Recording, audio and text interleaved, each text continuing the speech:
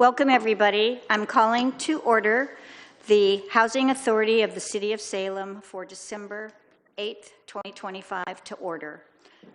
Will the recorder please call the roll? Commissioner Tigan? Present. Commissioner Matthews? Here. Vice Chair Gwynn? Here. Commissioner Brown? Present. Commissioner Vang? Here. Commissioner Nordike? Here. Commissioner Varney? Here. Resident Commissioner Villegas Here. is here. And Chair Nishioka. I'm here. Thank you. Commissioner Brown, would you please lead us in the Pledge of Allegiance?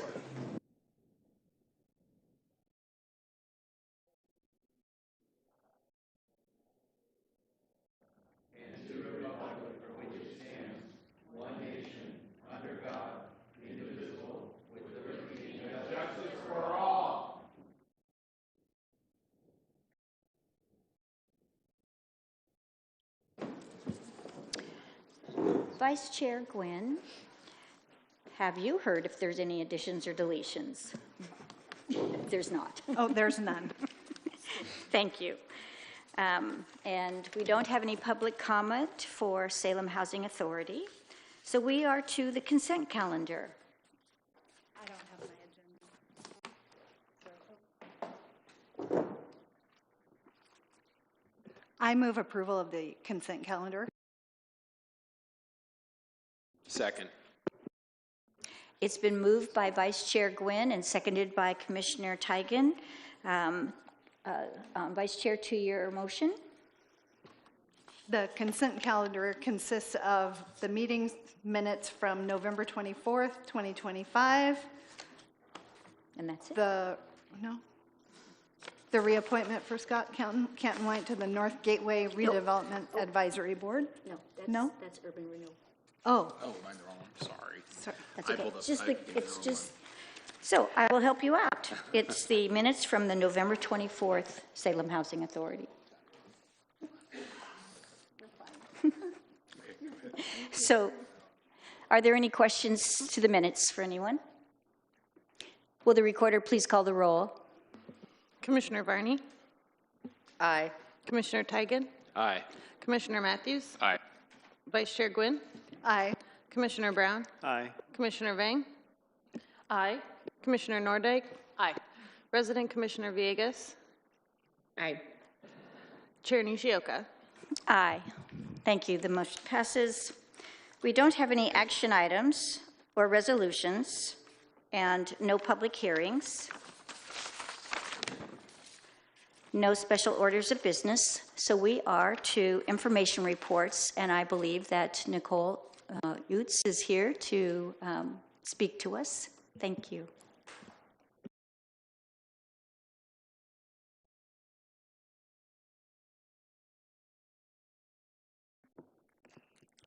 Good evening, I'm Nicole Utz. I'm the Director of Salem Housing Authority.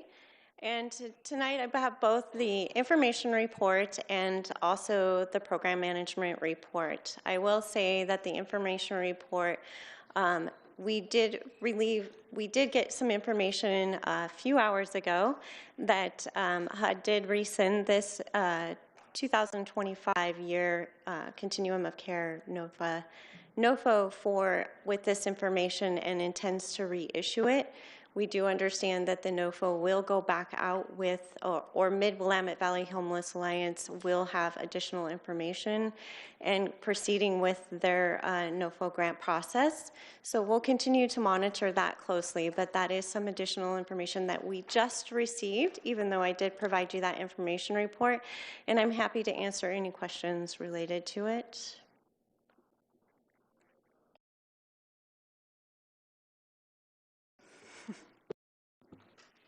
And then on to the program management report. You will notice that our program management report is a little lighter than normal, so some of the statistics were not in there. That is due to the timing of the Legistar report. So I wanted to give you an update that the Housing Choice Voucher Program is 93% leased. That is pretty close to us being at max capacity for our dollar amount. We did send out just over $3 million into the community for housing assistance payments as of 12/1. Our project-based voucher utilization is 79%. That is a holding pattern due to Inglewood West Southview Terrace. They are awarded project-based vouchers, but that project is scheduled to go into renovation in 2026, when those vouchers will be completely utilized.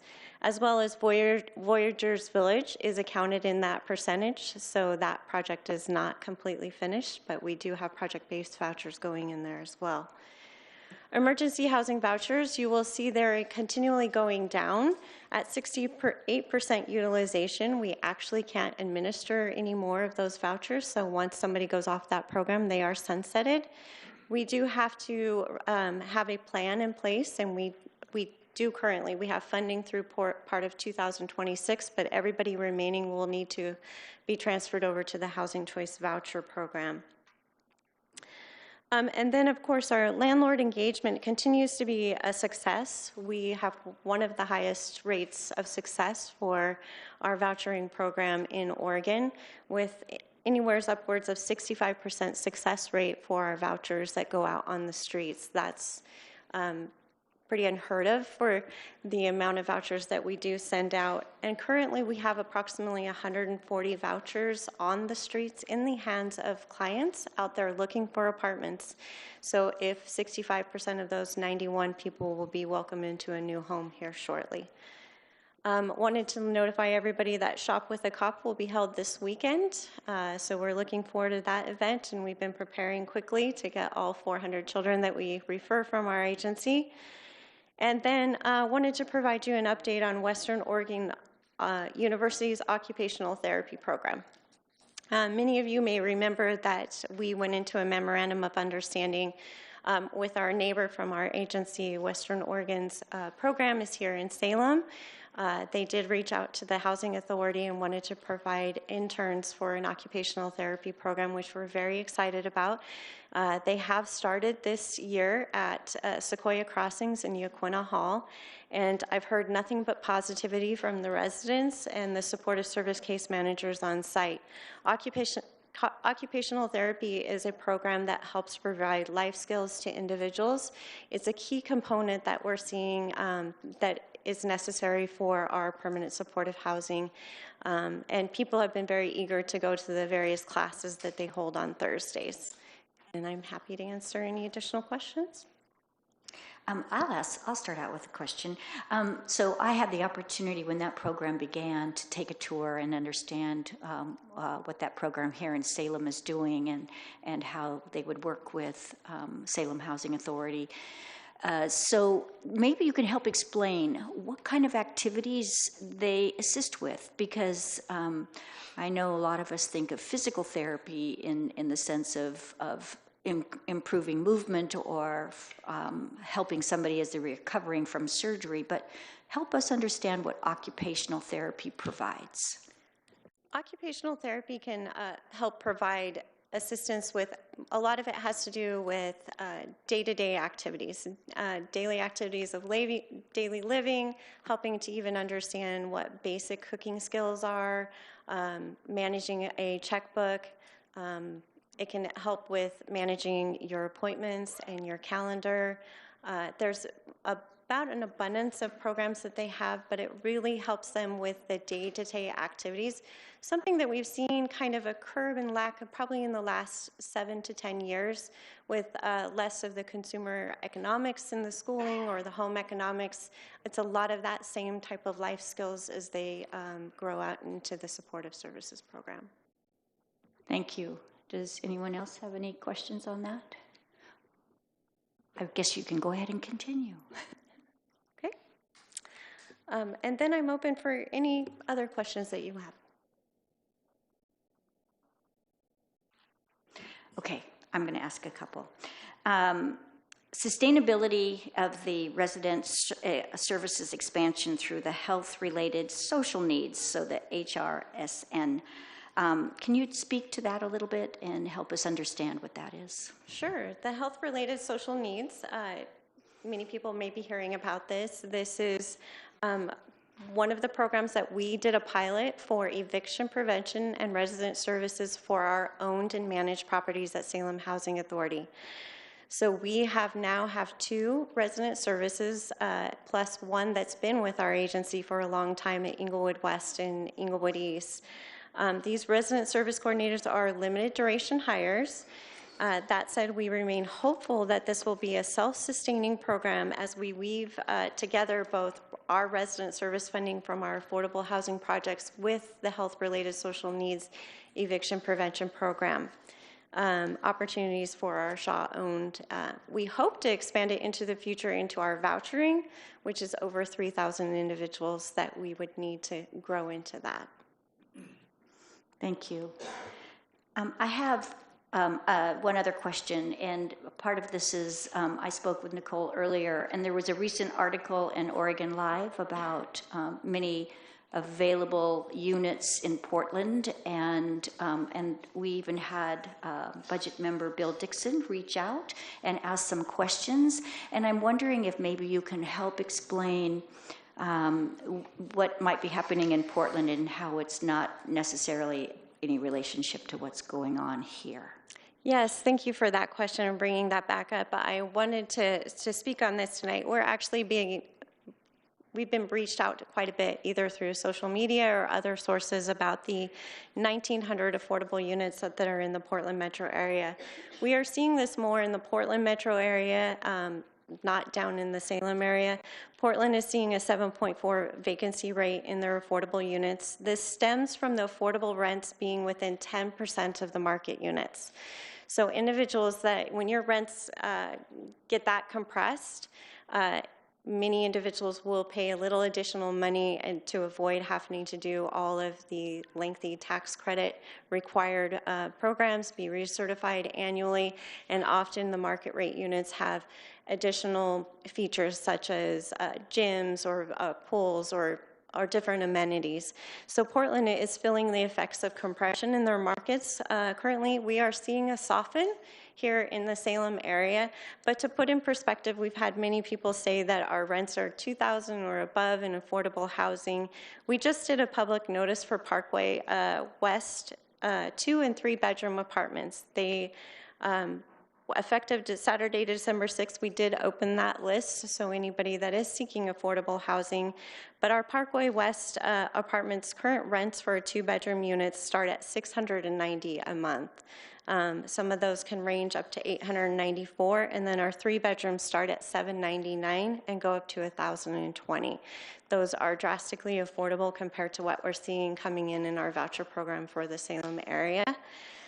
So what we also see is that the language of affordable housing gets interchanged with subsidized housing. The majority, Parkway West is one of our only affordable housing that has a flat rent on it, and it is not subsidized. So Salem Housing Authority has put a lot of effort into making sure we put project-based vouchers and rent subsidy into a lot of our apartment complexes to keep that deep affordability into them and people being able to pay 30% of their income. So that's a lot of the difference, but even we are in partnership with many affordable housing complexes here in Salem, and we are not seeing the vacancy rate that we are seeing in the Portland metro area. And keeping in mind, even in the affordable housing, the individuals have to be under 60% of the area median income, but then still have to be able to make that rent plus utilities plus other life expenses. So again, we're seeing a lot of double up families, which in the low income housing tax credit doesn't always work with the complicated regulations. Anybody have any other questions? Thank you very much. It's always a lot of information. You know, I know you're doing a lot of hard work and you're still sitting waiting to hear every hour, every day, what's going to be happening with money coming from the federal government. Yes. Thank you very much. We are adjourned.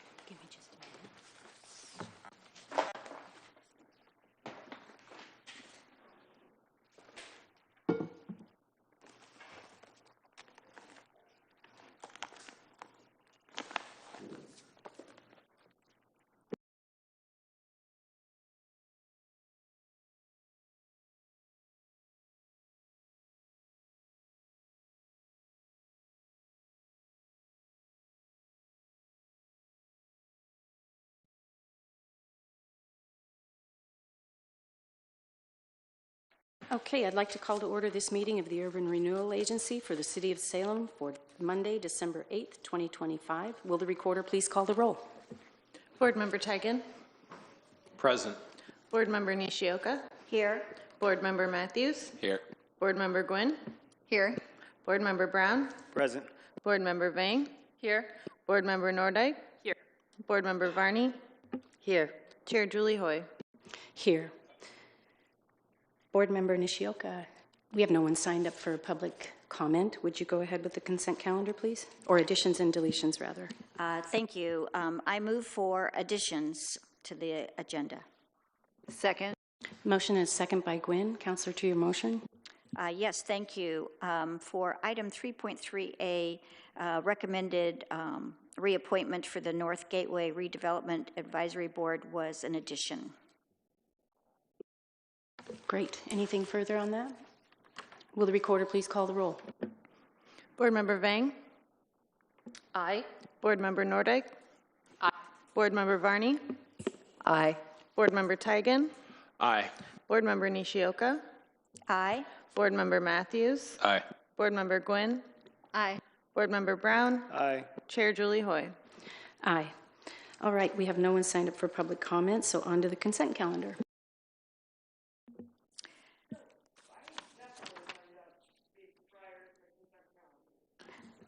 We're in the Urban Renewal Agency meeting. I move to approve the consent calendar.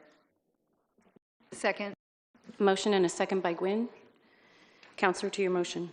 Thank you. The consent calendar consists of the November 24th, 2025 draft Urban Renewal Agency minutes. And 3.3A, which is to reappoint Scott Cattenwine to the North Gateway Redevelopment Advisory Board. And that concludes the consent calendar. Any discussion? Will the recorder please call the roll? Board Member Varney. Aye. Board Member Tigan. Aye. Board Member Nishioka. Aye. Board Member Matthews. Aye. Board Member Gwynn. Aye. Board Member Brown. Aye. Board Member Vang. Aye. Board Member Nordike. Aye. Chair Julie Hoy. Aye. Moving on, we have no public hearings, no special orders of business, and no information reports. We are adjourned.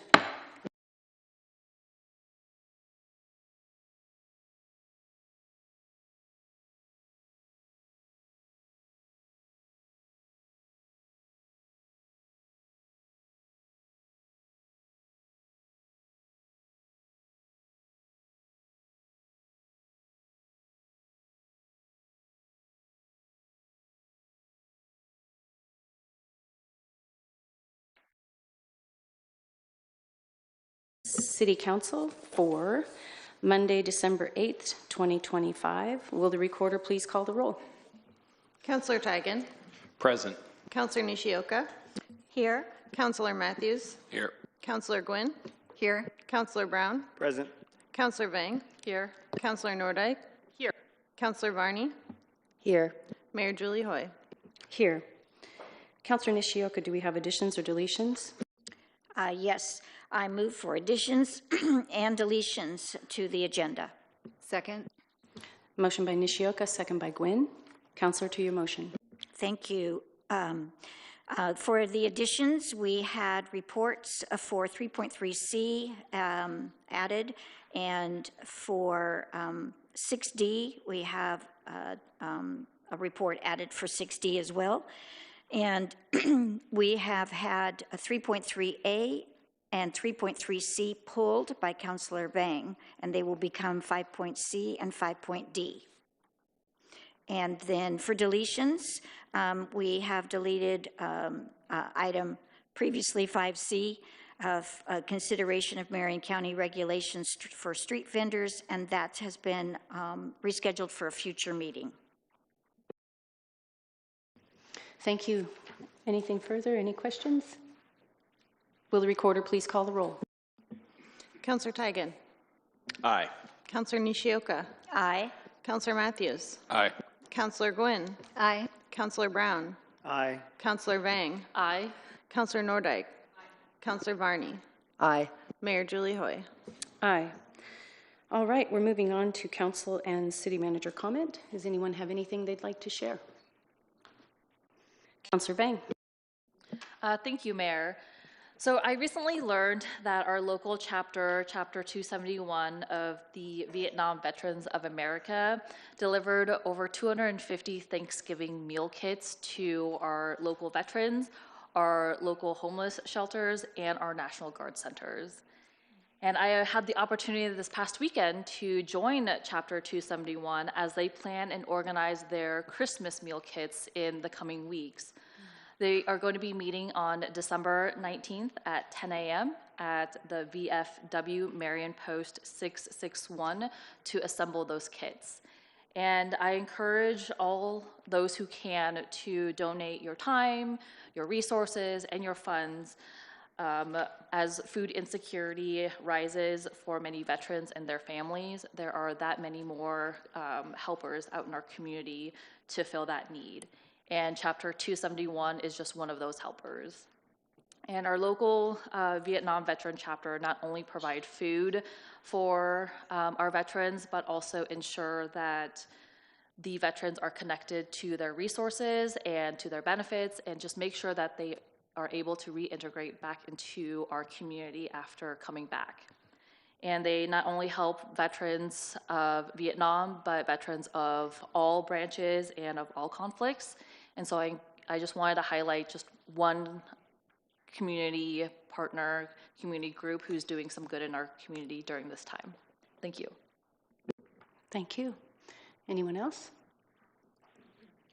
Councilor Nordyke. Thank you, Madam Mayor. So speaking of events, I encourage folks to attend the Salem Speaks Up event.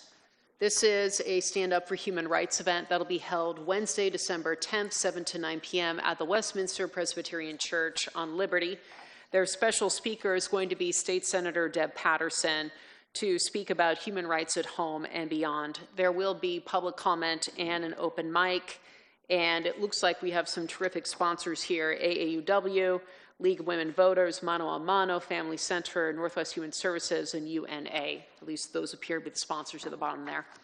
And while we're on the subject of human rights, I wanted to let folks know that I spoke with the chair and the vice chair of our Human Rights Commission following the passage of the Declaration of Emergency. And I urged them to start doing things as soon as possible in response to that declaration. And as you may recall, this council voted to direct the HRC to conduct a Know Your Rights training. And so I met with them to urge them to get on this as soon as possible, because we need to let that happen, have that happen as soon as possible. So HRC held its meeting recently, and I received an email from their chair stating that they have confirmed at least one bilingual facilitator to join them for a virtual Know Your Rights forum to be held the week of December 15th.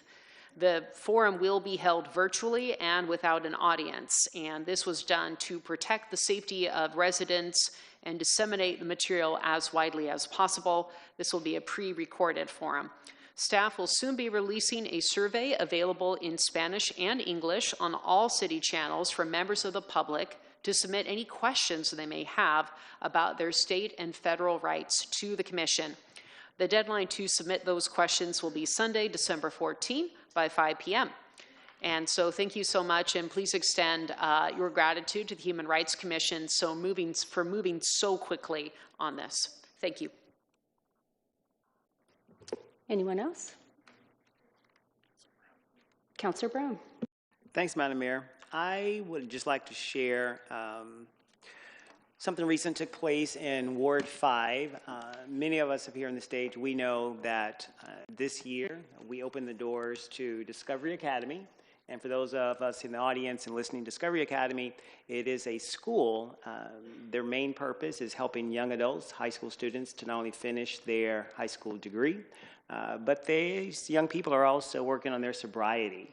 And so this school is the first in this country to where you have young people that are in one place, and they also have a mental health counselor there to help them as they celebrate their sobriety. So on Friday, every quarter, the school celebrates the young people actually, staying clean, staying sober, And this past Friday, we had a celebration to recognize them, to recognize their space of resiliency. And we had a food truck there. And many of us have eaten out of a food truck before, and we find that food really good.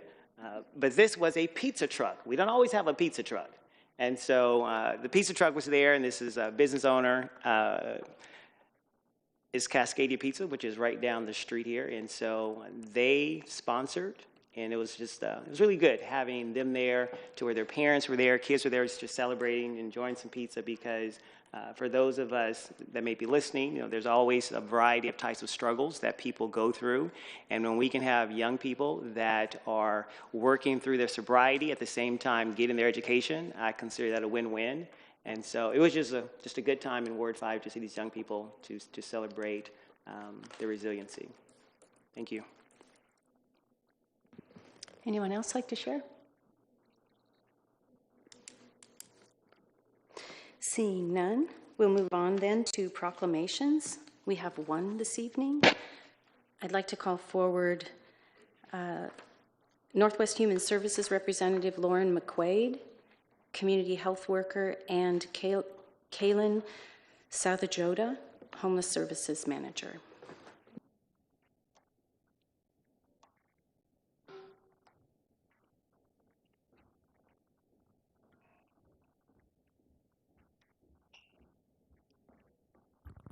Are we using this? There's no handheld. Check. Check. Okay. Hi. Thanks for being here.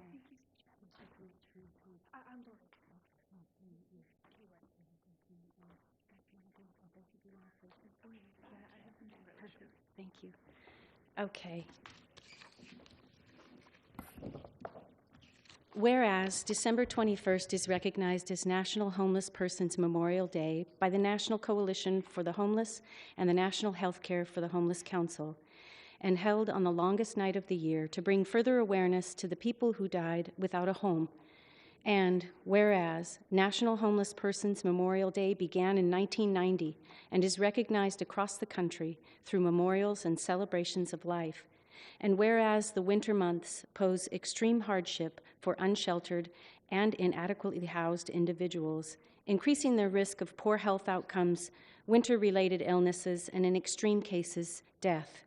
And whereas, knowing that every life lost deserves to be recognized, honored, and grieved, Northwest Human Services and its homeless outreach and advocacy project, HOPE, alongside other community partners in Marion and Polk counties, are working to raise awareness, provide support, and offer resources for an estimated 2,135 homeless individuals in the community. And now, therefore, I, Julie Hoy, the Mayor of the City of Salem, do hereby proclaim December 21st, 2025 as National Homeless Persons Memorial Day, and ask the community to observe this day with programs and activities that commit to protecting and honoring this vulnerable population, as well as supporting local efforts to address homelessness, dated this 8th day of December, 2025.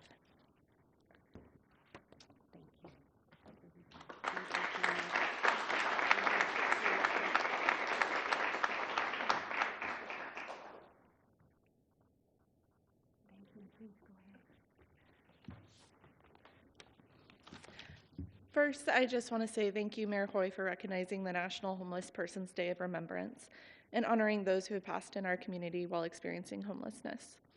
I also want to thank all the amazing community partners in Marion and Polk County who help support this community. According to OHA, as of October 2025, we have lost 47 people in Marion and Polk County so far this year, and we are just entering the coldest and rainiest months of the year.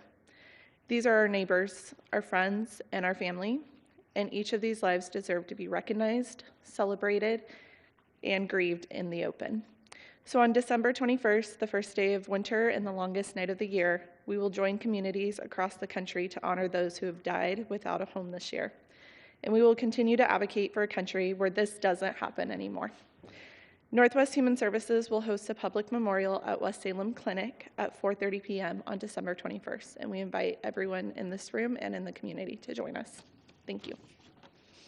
Thank you so much.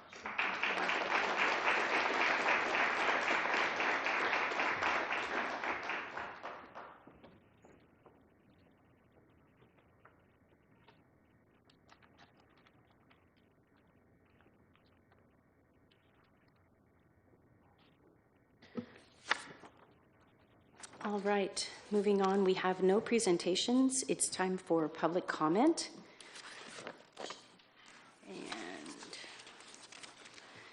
just to reiterate some of the ground rules, public comment is your opportunity to communicate your message directly to the City Council. Council cannot engage in a dialogue or question and answer with speakers, and we will direct appropriate staff to speak with you to get your questions answered. Each speaker has 3 minutes. In order to ensure that everyone has an equal opportunity to speak and that Council can address every item on tonight's agenda, we require that you limit your comments to 3 minutes and promptly conclude your comments when your time is up. If for any reason you're unable to complete your testimony within the allotted time, please be advised that testimony is always welcome in writing via email citycouncil@cityofsalem.net or mail to 440 Church Street here in Salem. All right, I will call 2 names at a time. When you come forward, please hit the button to make sure the green light's on and announce your name and your address or your ward for the record. I'd like to call first Jonas and Christina Ballard.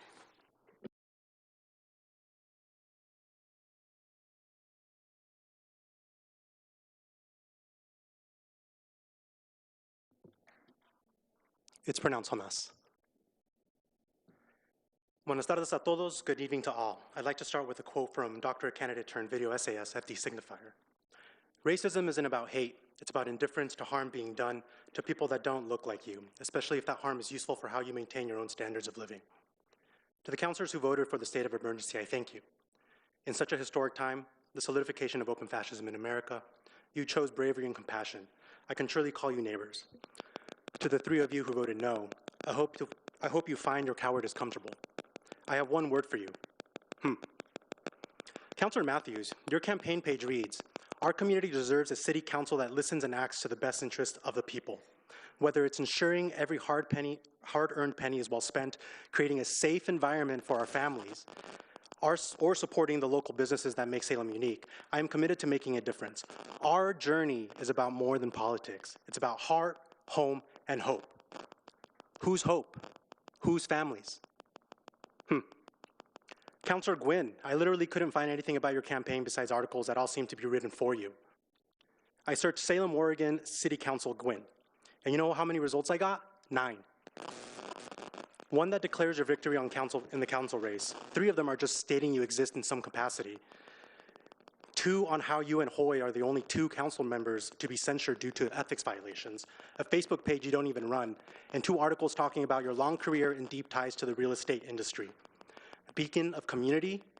You can't even vote yes to draft a declaration of emergency. Hoy, your website reads, "My vision remains clear, a Salem that is clean, safe, and healthy for every resident." 2 of the items you listed under priorities read, "Require government accountability and make city government more inclusive for all residents." How is voting no on a declaration of emergency government accountability? How is it making a city government more inclusive? Yesterday, a person of unknown legal status was beaten at the Mega Foods by ICE, so bad that they were hospitalized. And then ICE showed up at the Salem hospital to arrest him. He leaves behind a wife and a 5-year-old who don't know where he's being held or what condition he's in. Is this the inclusivity you meant, Julie? Is this the type of leadership you endorsed, Deanna? Is this the hope you were talking about, Shane? I urge this council to unanimously pass action item 3.3B. You, Trembling 3, still have a chance to do right by 1/4 of Salem's population. Or are you really this indifferent to harm being done to people who don't look like you? I started with a quote, and I will end with a quote. This one from Star Trek Next Generation. The episode is Chain of Command, Part 2. Picard is captured and being tortured. His tormentor, Gold Madred, brings in his daughter while Picard is being tortured in the room. When she leaves, Picard comments, "When children learn to devalue others, they can devaluate anyone, even their parents. Indifference to harm being done."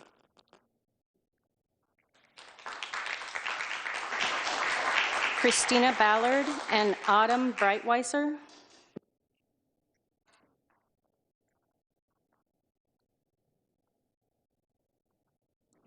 Just a quick note for speakers. If you're using your phone for your testimony, please try to keep it away from the microphone so you don't have the feedback.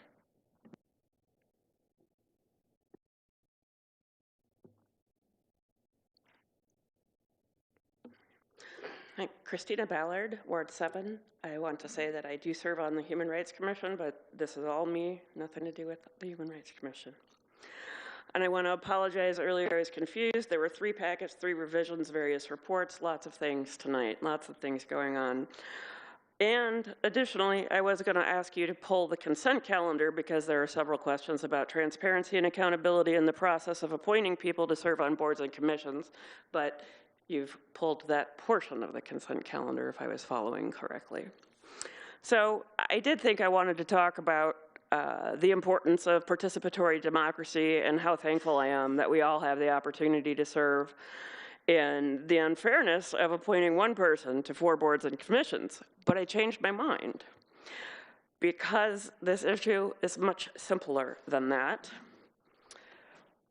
The person who appears to be ready to be appointed to 4 boards and commissions tonight, Mr. Sewell, is eager to serve, and I appreciate that.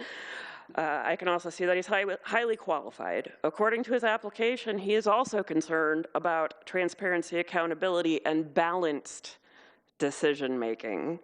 So my question is, how is he going to have the capacity to serve on the Human Rights Commission, the Citizens Advisory Traffic Commission, the Civil Service Commission, the Parks and Rec Advisory Board, when he already serves on the Oregon State Hospital Advisory Board, the West Valley Housing Authority Board of Commissioners in Dallas, the Polk County Property Values Appeals Board, the City of Dallas Parks and Trees Advisory Board. He's the Rotarian for East Salem Rotary. He's the president of the City of Dallas Historic Preservation Commission. He practices law, teaches business finance at Chemeketa Community College.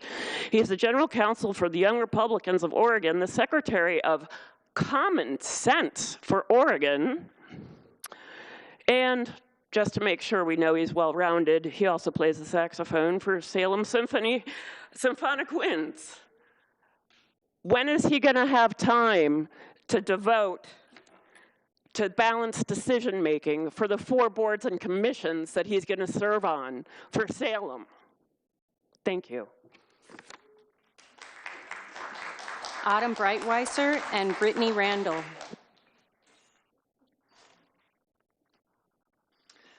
Autumn Breitweiser, Ward 3, Teacher, Ward 5. I'd like to start off by saying thank you for declaring the state of emergency. The door has been cracked open, a positive step. But words are wind. It's time to back up your statements with actions and prove to the community that you have the gall to follow through with your statement or stated commitment and provide actual relief for the impacted families, and though we all know will be in fact impacted soon. It's critical that you collaborate with the leaders of our most vulnerable and targeted groups and take the initiative to engage with their communities and provide more inclusive, accessible, and participatory governance. This needs to have happened yesterday. Hoy, you said the declaration, it just doesn't do enough. So does that mean it just ends there? If you have an idea that could help, propose it, set it into motion, make an amendment, or describe a vision for the future. Just because it doesn't do enough doesn't mean quit. This sends a defeatist message to our community that does not inspire hope among any of us. Matthews and Gwynn, just because the declaration does not take concrete action to protect people in Salem doesn't mean you can't also step up and propose an action to protect your constituents. I don't get it. This isn't how it works in the world of education. When we want something, we take an initiative, we do the research, we develop a plan, we fold in the right people, and we get things done. No is not an answer. It's a catalyst for a different solution. But that's the teacher for you.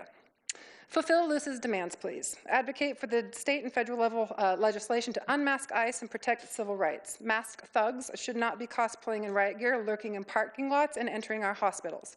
This is simply fear-mongering, and it is nothing else. Could you imagine if ICE executed the same tactics to kidnap white people in Salem? I bet the response would be quite different.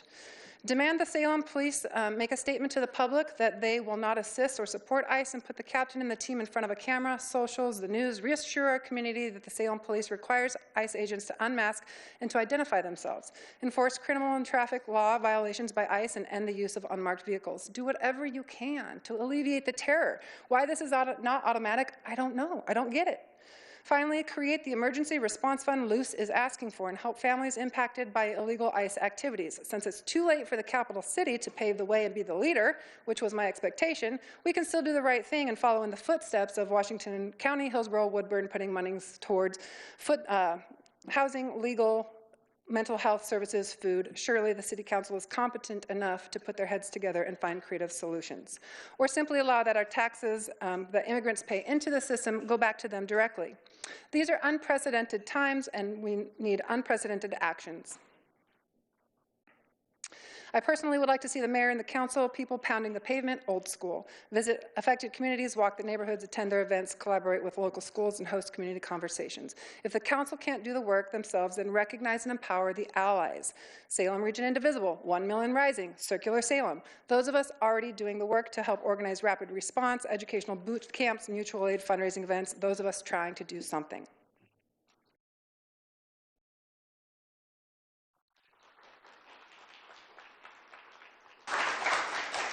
Brittany Randall and Elise Strauss.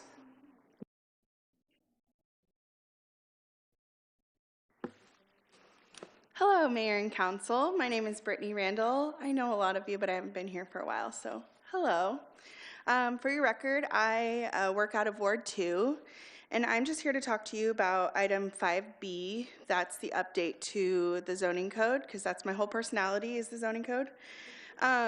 I wanted to first thank Eunice for all your hard work. Really, your staff is great. They worked really fast. They have upheld all of their promises. They've invited us into space here at the library to discuss these changes that I think are really necessary.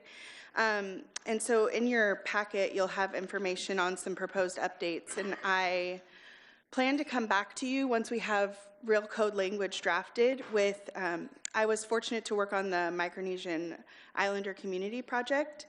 That project required 8 adjustments to land use code. So I would like to come back and present to you how different that project would have looked with all these updates. So it's something to be excited about, and I hope that you'll really support your staff because they've been working really hard on this. So thank you. All right, Elise Strauss and Rachel Atchison.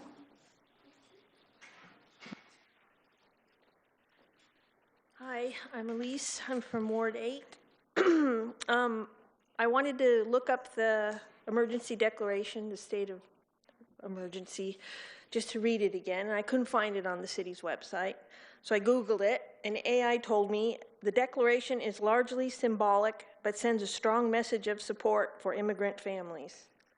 Don't let this be symbolic. You have several action items under Section 5. And I want to know the status of those. I want to give a big shout out to Councilor Nordyke for hearing us and getting the ball rolling and having the Human Rights Commission do something. And I want to thank Dr. Brown, because I saw you tonight talk to one of the loose kids, and that made me so happy. So I see you, and I see you're trying. But the declaration went into effect December 2nd, and we haven't really heard anything about it. Have you contacted anyone in the Latino community to offer to support, to stop by and say, I see you, to eat out of a food truck? Have you invited the Latino stakeholders to work with you on the emergency declaration? I know you guys can't talk to each other, and I don't know how the hell you get anything done in this dysfunctional environment, but you can talk to us. You can talk to the allies, and you can talk to them, and I guarantee you, if you sit down with us, we will give you a list of stuff that can be started tomorrow. But all you have to do is ask. And what about the money? $300,000 can be taken out of the general fund. You ponied up for the airline subsidy to keep the business associations happy. Now, how about investing in your people? People may need help with rent, with food, with a new vehicle if ICE totals theirs, which they have done. When ICE kidnaps people, they leave devastation behind. Yesterday was pure hell for the Latino community. Pure fucking hell. Do you even know what happened? I see under your 25-26 funding priorities, you have a paragraph under public safety called immigration enforcement. Is that the emergency declaration? Is that what you're looking at for 2026? I mean, I don't understand why there's no communication. The money is there, but the will isn't. Our mayor voted no on this declaration last week because it didn't do enough. Well, then make it enough. You have the power. You have the power to do that. You just don't have the will. You sit down with Luz and their allies, and we'll put this city on the map. We know what needs to be done. You just have to ask. The city of Salem bandies about with the words of safety and inclusion and upholding the rule of law, and I will keep reminding you, every city council, that for the Latino community, you are not doing any of those things.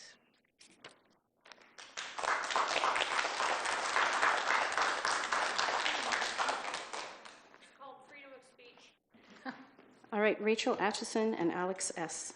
Yeah, so I'm Rachel Atchison. I live in Ward 3. I have a lot to say later, but as far as agenda items, I wanted to thank you for pulling 3.3C from the consent calendar. I hope this means that there will be a discussion about the mayor's bid to put Mike Sewell on 2 additional commissions and an extra board. In this scenario, Mr. Sewell's workload would probably be an issue, but I'm more concerned that this is an attempt to pack boards and commissions with someone sympathetic to the mayor's agenda, and the candidate's partisan background seems to back this up. Having someone serve on 4 different bodies would be very unusual, and I'm so tired of the word unprecedented. I can't even tell you. Unprecedented times. Anyway, this would mean that these bodies would be less representative of the city as a whole, as well as giving undue influence to Mr. Sewell. Once again, it looks like our ethically challenged mayor is trying to pull a fast one at a time when the council should be trying to increase transparency and rebuild public trust. Thank you. Alex S. and Sophia R.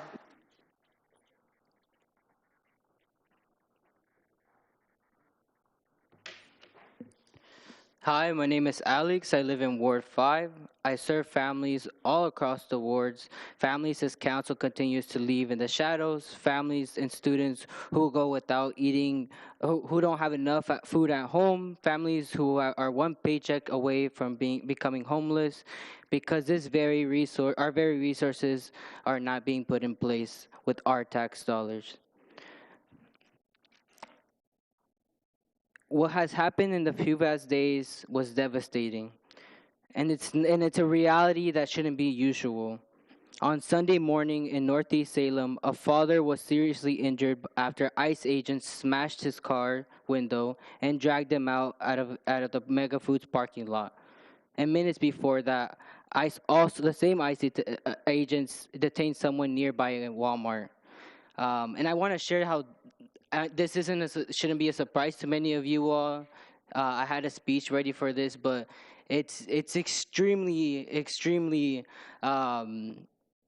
scary to see what's happening in our own communities. I don't know if you all seen the videos where he's being dragged by his 2 feet and his arms behind his back while being handcuffed, and then being put into an ambulance with the same officers that did the same thing to him, which doesn't make any sense to me why this has become a reality for us, for our students, for our families.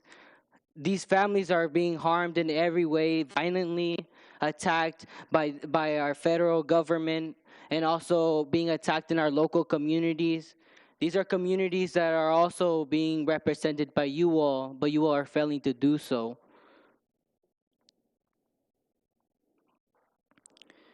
And I want you, especially because what was shared last meeting on November 24th, and the outcome of that meeting was an extremely slap to the face to the students who took their time to be here, to the families that came here. It was extremely a slap to the face. It did nothing for our community. And I want you to look at those communities in their eyes and tell them what they're going through does not matter to you. And tell them when they end up homeless that it wasn't your problem. Or tell them that the children, that their fears, their anxiety, their depression doesn't matter to you at all. Because that's the same exact message that you all gave to our community when you didn't put the money where your mouth is. Because our community deserves the funding that we requested, which was $300,000. Those very tax dollars that I pay, those people who were in the crowd 2 weeks before that, our tax dollars, we deserve to decide where our tax dollars go. But yet, the money-hungry police officers come here every single time begging and requesting money, and you all give it to them. We're having to beg for the bare minimum. Thank you for your and testimony. We're not receiving that.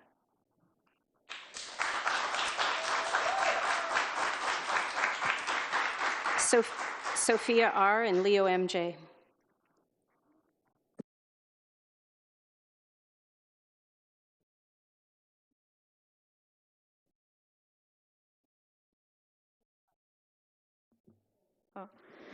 I am here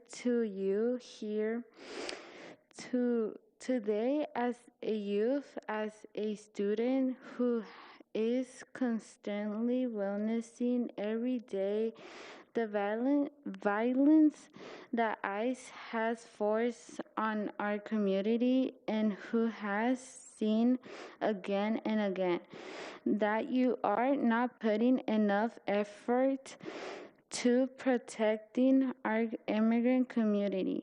You have failed all students of Salem. You are not doing enough. Our community is tired of being traumatized again and again. You are elected to protect the community and to speak out against injustice. A man was violently hurt and dehumanized by ICE yesterday while the arrest was being made. This happened in Ward 5 when he went grocery shopping. Do you not care about us? If you would have stood up weeks ago, would this have happened? We cannot let a community live like this. We need leaders that actually stand up for us. Thank you. Leo MJ and Cynthia R.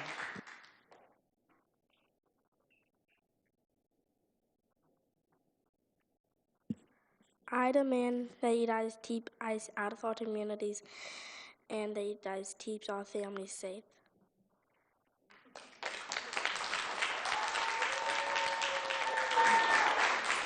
Cynthia R. and Mike Erdman.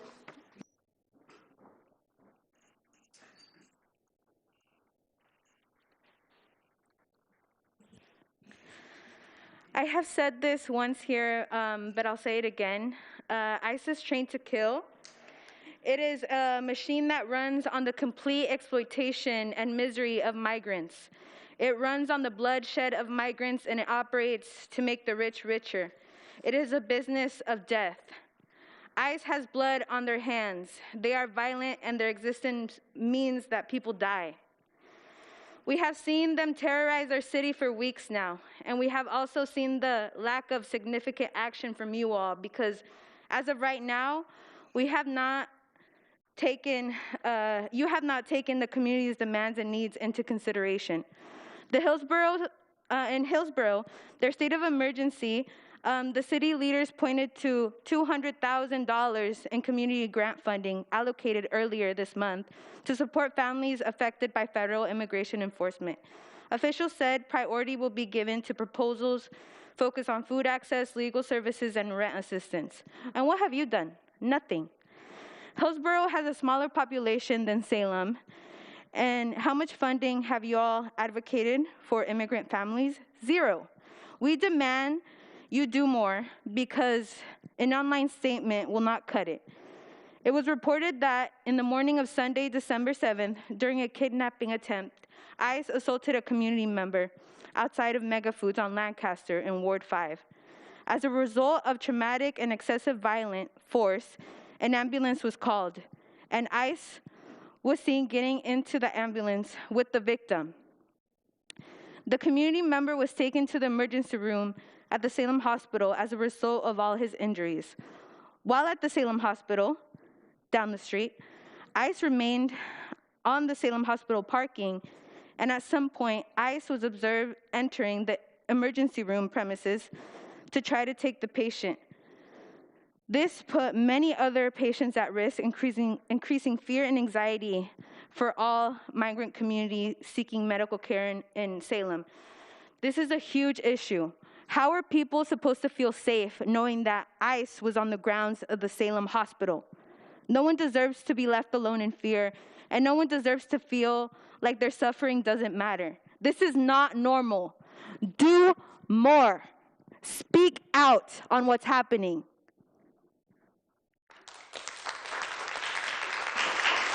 Mike Erdman and Kathleen Treppa.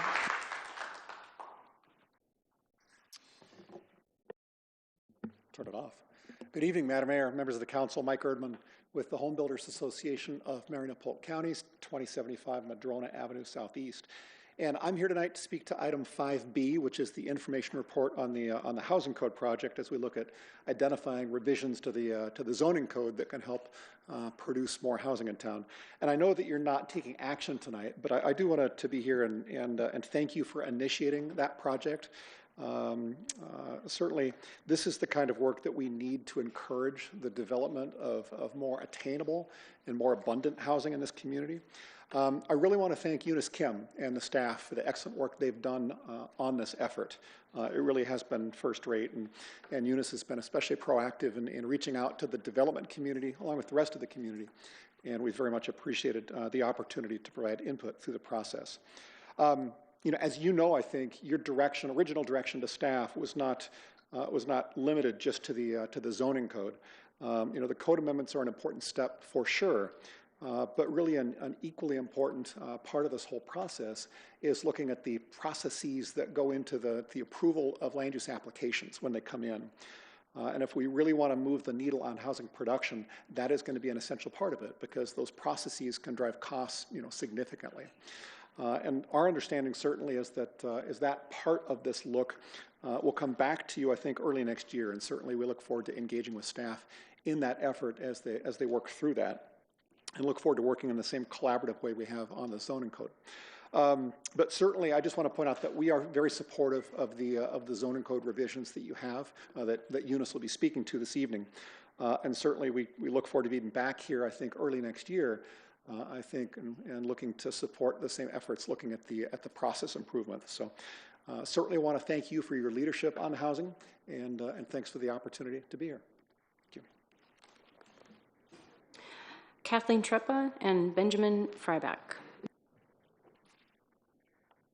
Thank you very much, Kathleen Treppa, Ward 7. I'll be back at the end of the agenda for comments on some other items, but right now my comments at this section of the agenda are related to the legislative platform and the appointments to boards and commissions. I strongly urge the council to adopt the language in the legislative platform related to the recent state of emergency declared by the City Council and the unlawful ICE activities. It is absolutely imperative that the City of Salem advocate for unmasking ICE officials, requiring ICE to only detain if there is a judicial warrant, to enforce due process for all residents regardless of immigration status, and any other bills at the state and federal level that protect civil rights and oppose those that erode them. And if a councilor or the mayor oppose a bill that is endorsed by the city's legislative platform, well, you can certainly do that as a private resident, not on the city's letterhead. I'm also questioning the appointment of Michael Sewell to multiple advisory bodies, including the Civil Service Commission, which specifically states that, quote, no member of the commission shall hold any other public office, place, position, or employment within the city. It would seem that sitting on multiple bodies might violate that intent, and I would urge the City Council to seek a diversity of opinions and perspectives by a variety of community members to help represent the community and advise the Council.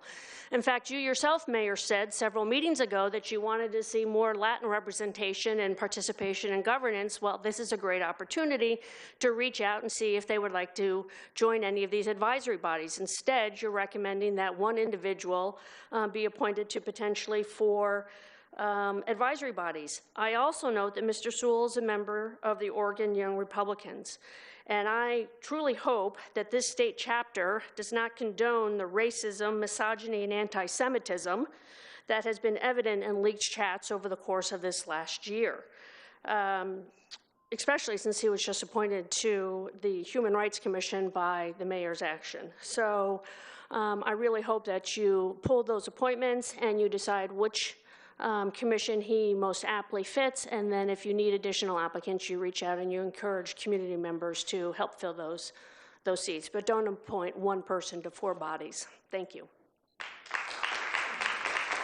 Benjamin Freibach. And then we have 2 people online. Mayor Julie Hoy and Salem City Council. I'm Ben Frybeck of Ward 1. I'm here to speak on items 3.3C and item 6D. I know I talk a lot about transportation and land use. Today I'm here to talk about commission appointments.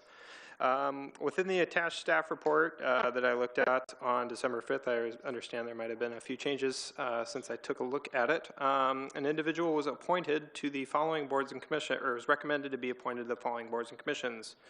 Citizens Advisory Traffic Commission, Civil Service Commission, and the Parks and Recreation Advisory Board.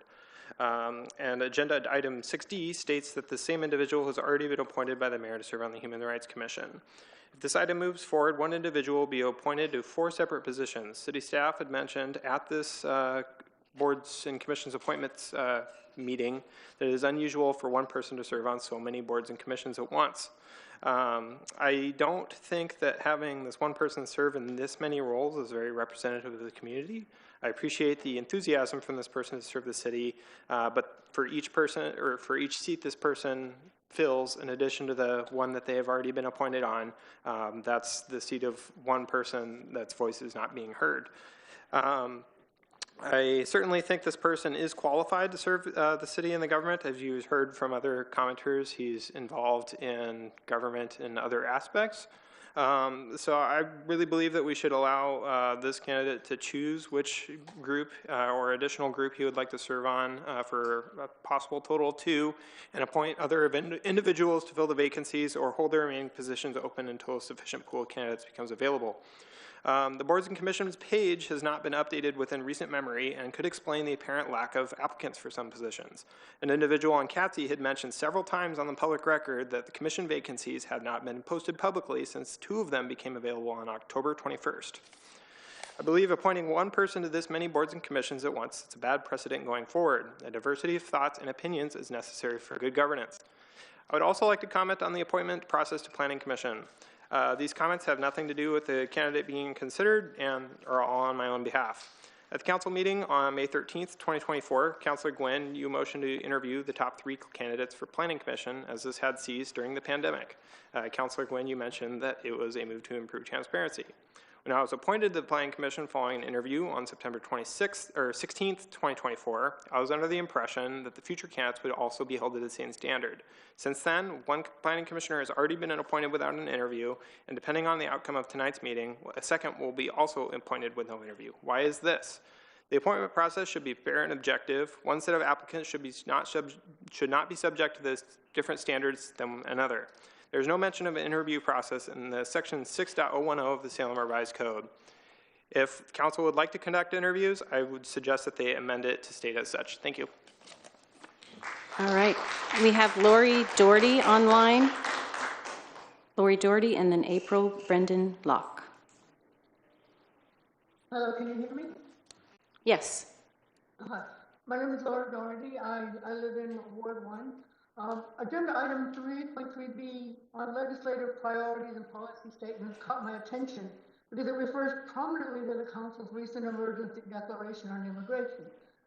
But on closer look, immigration is a very short section in the long legislative priorities and policy document. In this document, and in the text of your own declaration on immigration, there is little sense of urgency in your words or proposed actions. Any resources that might be forthcoming from the legislature won't be available for months.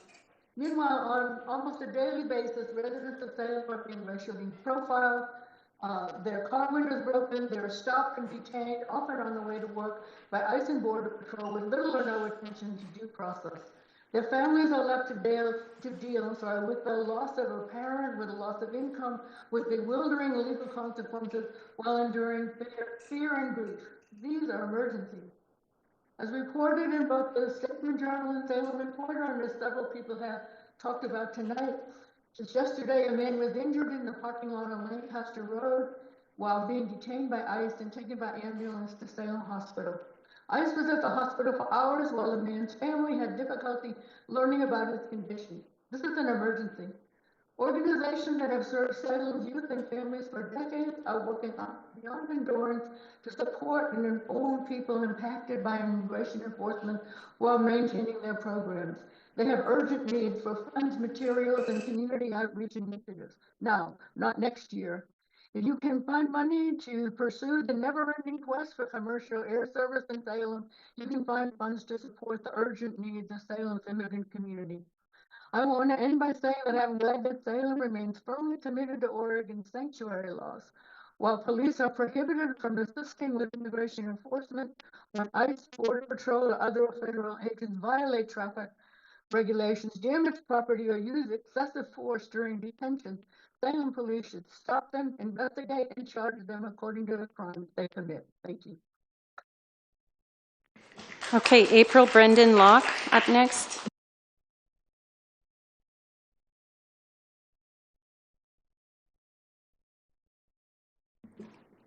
Do we have April? I am here.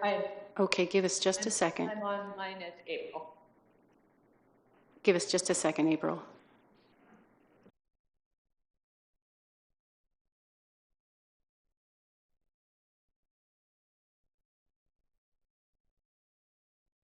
There you are. Go right ahead. Good evening. My name is April Brendan Locke, and I live in Ward 7. The following testimony is my personal opinion and does not reflect the views of my employer. I am testifying about item 3.3B, legislative session advocacy work. Thank you for passing the emergency declaration last week. I am hoping that upon further reflection, all of you on council now see how critical this situation is, as even more people in Salem are suffering than last Monday when the emergency declaration passed.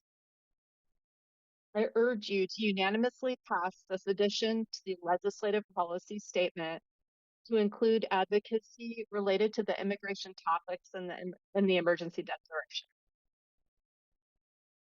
I support subsection B of the proposed statement, which reads, protect our immigrants and other vulnerable communities from the unlawful and unnecessary actions being taken by federal agents in the name of immigration enforcement, such as imposing a mask ban or imposing identification requirements. I believe a mask ban is a critical next step, especially considering yesterday, a Salem resident was injured by unidentifiable people as they were violently detaining him. However, the emergency declaration was passed without funding to address the dire situations of Salem families who have experienced the loss of a breadwinner. Without an appropriate level of support, more of our city residents, including children, are going to face hunger and homelessness. I urge the council to add legislative advocacy related to requesting funding for services for ICE-impacted families and children to the policy statement. I stand with Luce in demanding that $300,000 be allocated for this purpose. Thank you. All right. We are moving on to the consent calendar. Councilor Nishioka. Yes, thank you. I move to approve the consent calendar. Second. Motion and a second by Gwynn. Councilor, to your motion. Thank you, Mayor Hoy. The consent calendar consists of December 1st, 2025 draft City Council minutes, November 24th, 25 draft Council minutes, Resolution 3.2A, adopt Resolution 25-32, initiating a Class 2 vacation in the vicinity of Landigard, thank you, Drive Northwest. And 3.3B, approve legislative priorities and policy statements to guide the City of Salem's advocacy work for the City of Salem's advocacy work for the 2026 legislative session and authorize recommended City Council delegate to LOC Energy Environmental Policy. And that completes the consent calendar. Thank you. Any questions, anyone? All right. Will the recorder please call the roll?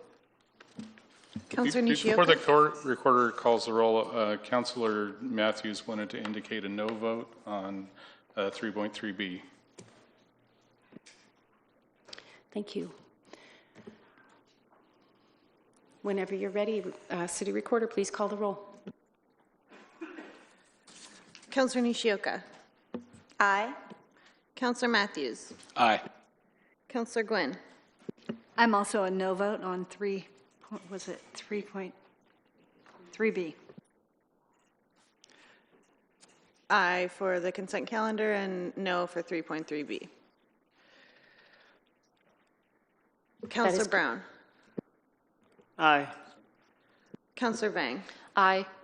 Councilor Nordyke. Aye. Councilor Varney. Aye. Councilor Tigan. Aye. Mayor Julie Hoy. Aye. Moving on then to public hearings. None. Special orders of business. 5A. Councilor Tigan? Yeah, I would make a motion to direct staff to prepare an information regarding potential adjustments to the city operations fee for council consideration. Second. Motion by Tigan, second by Gwynn. Councilor, to your motion. Thank you, Madam Mayor. A brief statement. The purpose of tonight's motion is to begin updating the structure of our city operations fee. Since about 2018, this fee has helped maintain the city's most essential functions: public safety, emergency response, legal services, finance, IT, HR. It has filled a structural budget gap as the cost of these services continues to outpace the general fund revenue we receive from property taxes and other sources. But the operations fee also has known issues that affect its basic fairness. The most significant is the three-tier system that determines what customers pay. When the fee was created, our city's outdated utility billing software only allowed us to classify accounts as single-family, multifamily, or commercial. But because of that limitation, we can't and we don't meaningfully differentiate among types of homes, types of multifamily units, or types of businesses. In practice, a very large commercial operation with a much greater impact on city services, say one with fleets of delivery vans spanning out across the city on a daily basis, pays the same monthly amount on its utility counts as a small neighborhood barbershop, $78.47 per month. After years of work by our staff, we now have an upgraded software that can recognize many more customer classes. This allows us to design a fee structure that is fairer and more proportional to the actual use of city services. Passing this motion tonight will direct staff to bring forward options to reimagine our operations fee, make it fairer, more effective, and more responsive to the wide range of utility customers that our city serves. As we move into the fiscal year 27 budget process, both council and the budget committee need clear information about what's possible and how different fee structures could be implemented. We also need to determine collectively whether we should adjust the fee to bring in additional revenue and for what specific purposes. Over the last year, our work together has highlighted pain points in city services that our community and our own teams have asked us to address. But I think one lesson from recent years is that residents expect clarity. If we discuss new revenue, we also have to be clear about what needs it will serve and the tangible benefits it will deliver to the city and its residents. So, Madam Mayor and fellow councilors, I'm looking forward to the conversation tonight about the operations fee as we consider this motion and hopefully move forward with this long overdue update to the operations fee structure. Thank you. Thank you, Councilor Tigan. Does anyone have any question or comment? Councilor Gwynn. I just want to say thank you for that motion. This is, like you said, a long time coming, and I'm looking forward to hearing what the options are. Councilor Nishioka. Thank you. I'm equally gratified for you bringing this motion forward. I know that we've discussed it for a good couple years when the software was going on its way and the process of getting that up and running. And I want to thank the finance department with all the work that they did to get that ready. I know it was a long and hard process. And so we are now at that point. And I think all of us are extremely ready to hear what opportunities and options we have before us. I was all ready to start making my list of things that I felt were very important. I reached out to our CFO and I was asking, hey, can we add this? Can we add this? And he explained to me, we're just bringing this motion forward and we'll need a work session. We'll need time to evaluate and consider all of the important things that need to be considered. So I'm holding back on bringing those things forward that I was hoping to ask about tonight, and simply say I am, again, very glad that you've brought this forward and hope that we see a work session as soon as possible. Anyone else? Great. Seeing nothing, will the recorder please call the roll? Councilor Matthews? Aye. Councilor Gwynn? Aye. Councilor Brown? Aye. Councilor Vane? Aye. Councilor Nordyke? Aye. Councilor Varney? Aye. Councilor Tigan? Aye. Councilor Nishioka? Aye. Mayor Julie Hoy? Aye. Motion passes. Moving on to item 5B. Eunice?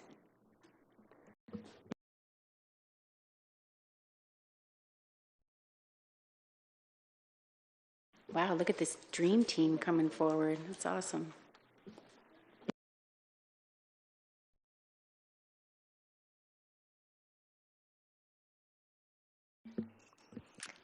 Good evening, Mayor and City Councilors. I'm Eunice Kim. I'm the Long Range Planning Manager for the City of Salem, and I'm here tonight to present the Housing Code Project, which stems from the Housing Production Strategy. So I'm going to provide a little bit of background of where this project came from, the housing production strategy itself, talk a little bit about the process of where we got to, how we got to where we are tonight, and then give some highlights on the potential code revisions that are included in your staff report. The full list is the attachment 1. I won't go through each one, but I'll give a few highlights. So as a reminder, the housing production strategy is an action plan that the state required the city to develop to address our housing needs over the next 6 years. It includes 17 actions that the city has committed to take to address everything from affordable housing, more housing overall, different types of housing, different locations of housing.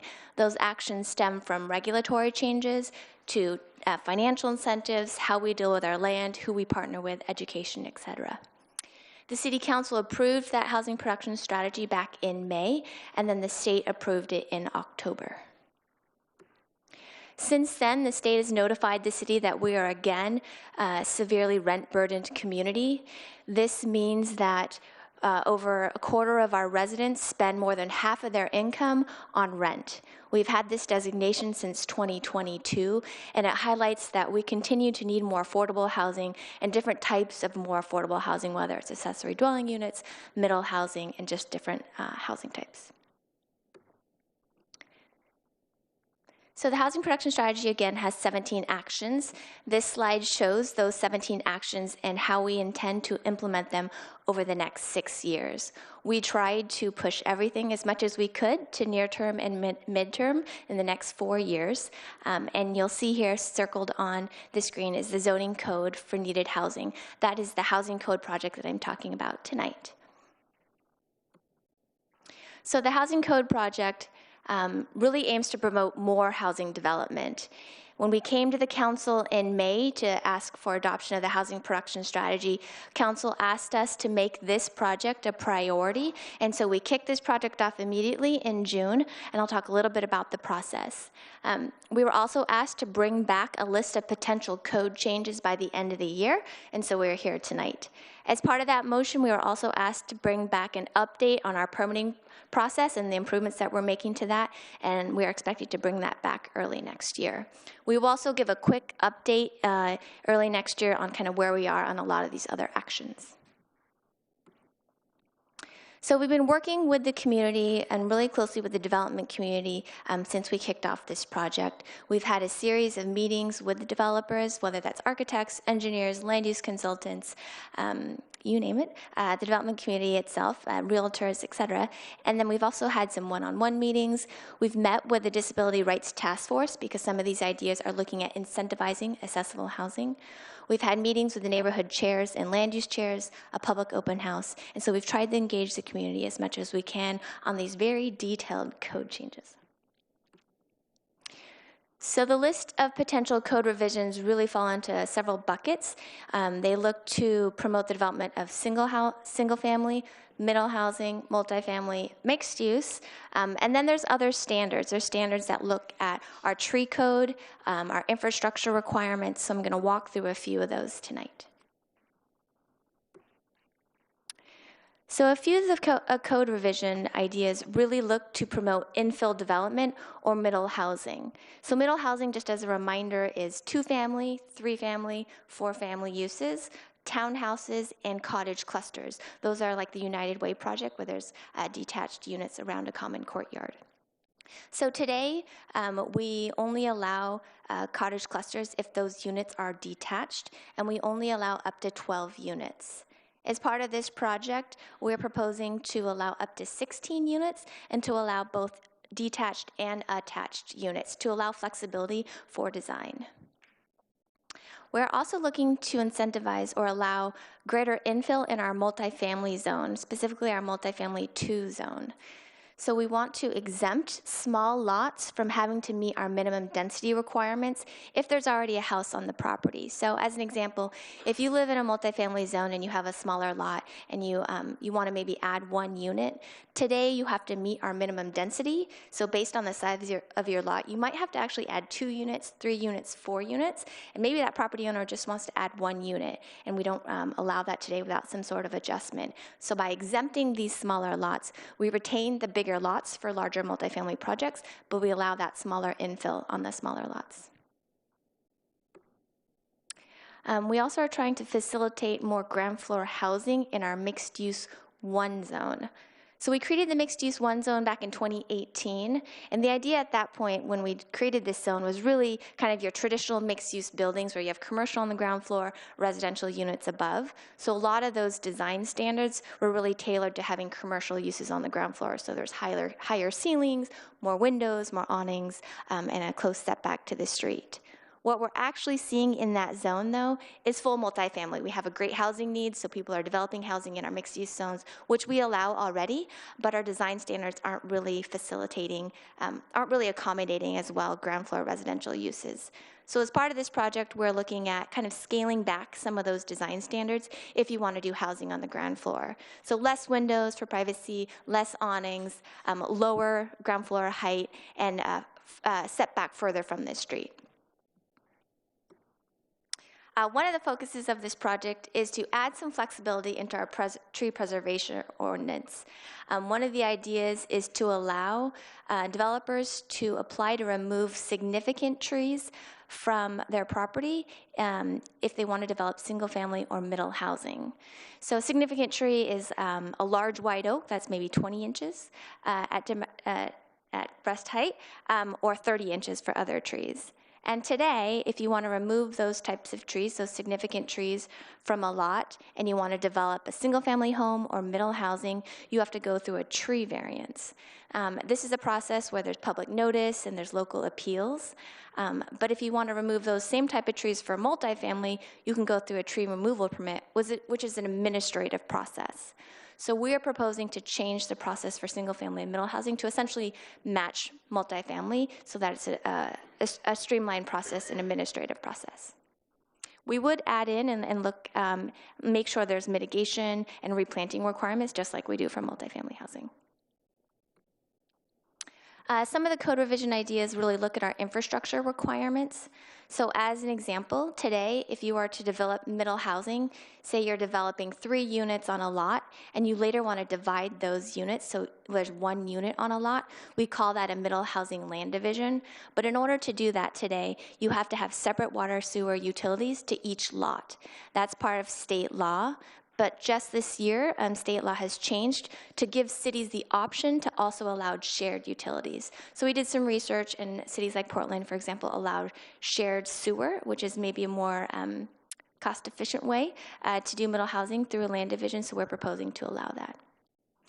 We're also proposing to exempt middle housing, specifically 3 units or 4 units, from our boundary street improvements requirement. So today, most developments, if you're on a property and the street in front of your property is not fully developed, it doesn't meet our street standards, maybe no sidewalks, street trees, et cetera, you have to improve that street, at least to the midpoint of the street. We exempt single family and 2 family from that today, and we exempt conversion. So if you have a single family and you're like, I'm going to do an addition to that and make it 3 family, you're also exempt. So we're proposing to just exempt new 3 and 4 family from that requirement to, again, less costs and ease the development process for those type of projects. So that's a really quick highlight. I know there's a lot more ideas on the list itself that's attached to the staff report, but I wanted to give a few examples of what we've been working on. Next steps is to actually work now on the code amendment. So we have to draft all of the code, do the ordinance, the findings, the staff report. We will continue to engage the community. We'll have public hearings when we bring this through the adoption process. There will be public hearings at the Planning Commission, at the City Council, and so ultimately this will come back to you in an ordinance. We expect that to complete all of that work next year. Oh, and I failed to mention that there's a whole team of folks that have been working on this from Development Services, from Planning Division, the tree arborists, the fire marshal. A lot of people have been helping out on this to make sure that we're getting these ideas right. So I wanted to thank them as well. And that concludes my presentation. Thank you. Wonderful. Thank you, Eunice. Councilor Tigan. Thank you, Madam Mayor. Eunice, can you go just a couple, I just want to ask a clarifying question on the developing to the street, the exempting middle housing units from boundary street requirements. So when I read that in your report, I imagined sort of the improvement of the asphalt on the actual street as being what was being exempted, but you mentioned sidewalks as well. So if a 3 or 4 family unit was being built, and there wasn't a sidewalk, we have an infill gap. Are you saying they wouldn't be required to do that infill project? Essentially, if the curb was there, we would require the sidewalk. Is there anything else you wanted? So if there was a curb, yes, then there'd be a sidewalk? Yes, correct. Okay, thank you.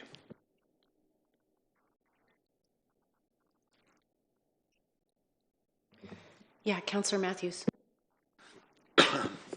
I was looking through, and I think it's really common that like maximum amount of units per lot are in there, and so just like common, it's in there. I was just wondering what like the logic behind having maximums, because don't kind of our whole intention is to create housing, and then obviously the setbacks and all the other code aspects already kind of limit how much you can put on any lot anyway. And so, what is the benefit to us setting maximums? Sure. So specifically in our single family zone, we don't have a minimum and maximum density. We're actually one of the few cities that don't have that. And so when it comes to, for example, cottage clusters, we define the maximum number, like today, again, it's 12. Most cities actually do set the maximum number of cottage clusters at 12. We're proposing to go to 16, which I think only Portland does. I'm not sure of other cities that do that. But the idea there is really kind of the single-family zone and having middle housing that is at the scale of a single-family neighborhood. At some point, you tip into multifamily.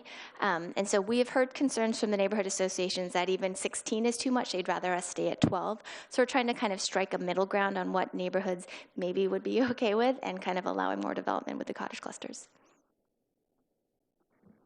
Councilor. Yeah, thank you. Well, I don't want to pass up the opportunity to say thank you for you and your team's work on this and getting into action on the housing production strategy. I do have a question about the timeline, and I didn't prepare you for it, but can you bring up the near, middle, and long-term slide?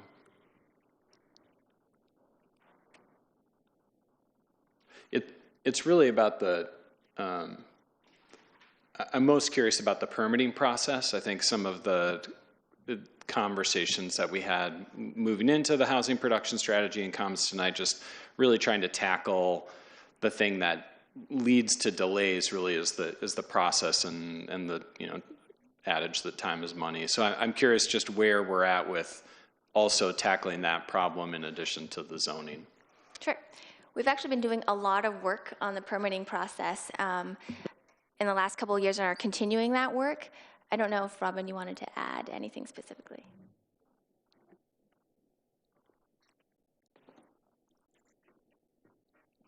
Good evening, Robin Dahlke, Development Services Division Manager. So the permitting process is an action item that we took the opportunity through the Housing Code update to elicit some feedback about the tracks that we're on as that relates to code amendments, but also as that relates to the process itself, not just at the land use phase, but through the building permit phase. We had a staff report prepared. We got that moved to the January date, which is a good thing because I have received some feedback that there wants to be more input from the development community before we bring back a final summary. We have a summary, but we want that vetted. We want to make sure we're not missing anything. There's a lot of improvements that we've already implemented. Development bulletins, our dashboard is live on the website. We're working and hosting forums and things that will continue to improve that collaboration with the development community.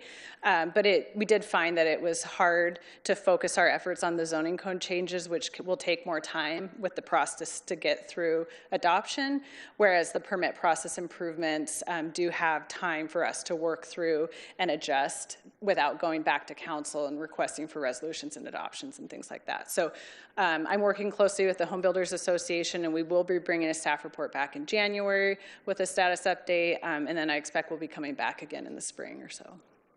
Very good, thank you. You're welcome. Councilor Nishioka. Thank you. Thank you, Eunice. Again, I know you and the team have worked very hard on this. And I appreciate you listening to the neighborhood associations. And I know that we've spoken briefly about people not necessarily understanding what middle housing and infill and middle housing is. And I think that there is some concerns in areas thinking that there's going to be a large apartment unit built right next to single-family homes. And so even when I speak to middle housing, sometimes people think middle housing means like middle-sized, not necessarily neighborhood scaled. And so I'm trying to use that term more often. And also, I think there is confusion or maybe uncertainty that middle housing means low-income housing or other classifications of housing. And so I, again, appreciate your work on this and really making it more clear what middle housing is, which is trying to create density within lots that are in residential areas so it looks and feels as part of the neighborhood. So I, again, commend you for all of that work and that effort and listening to the community. Thank you. Councilor Matthews. I was just going to kind of double down on what both of these two have already said about great work to you and the team.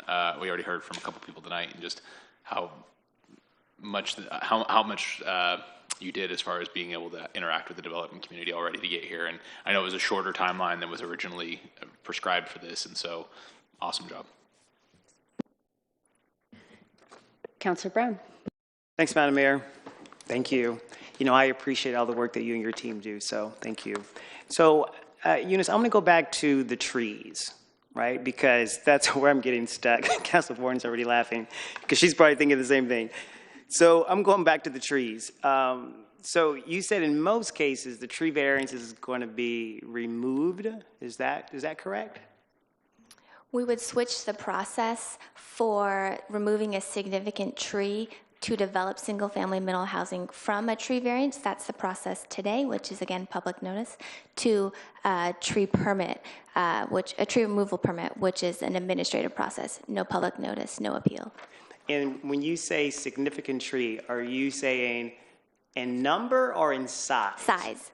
Size. For Oregon white oats, it's 20 inches. I was trying to make like the 20 inches at diameter, at breast height, diameter, and then other trees, it's 30 inches. Got it. Yeah. And the hope would be that if we remove some of those conditions, that we'll have more people that would want to build. Is that the purpose behind it? The idea is to kind of streamline and ease that process. Got it.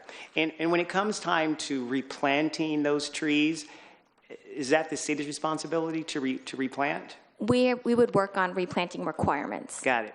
And when that tree grows up and gets really big, and then it's underneath the sidewalk, and now the sidewalk is bubbled up and is impacting the owner's property, whose responsibility is that? These would be the trees on private property. Private property? So none of this, so the city's completely exempt from all of this? Okay. I'll yield the floor because I want to hear what Councilor Barney has to say. Go ahead, Councilor Barney. You were right. I was going to ask about the trees. In the past, the Parks Board has been really involved in developing items associated with our tree code. Are there plans to discuss some of this with them?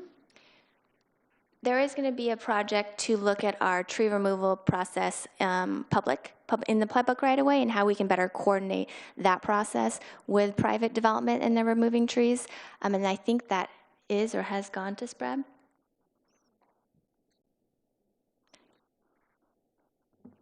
Yeah, because I'm just thinking, I mean, years ago, it wasn't just public. We were also talking about, at least on SPRAB, programs for trees on private land and planting and et cetera. And I just didn't know how much they'd been involved in the process because I don't recall it coming up at any meeting recently. So I just wanted to bring that up. We could certainly talk to them if they're interested in learning more and giving input. Okay, thank you. And thank you for putting this together. Anyone else? Thank you very much, all of you, for your hard work. More later on that. Now we are moving on to the item 3C that I believe now is 5C. Okay. Councilor? This was 3.3A, which is now 5.C. And this is, I move to appoint Abel, and I'm not sure, Abel Soriano, thank you, as municipal judge pro tem for the Salem Municipal Court for a 2-year term. Second.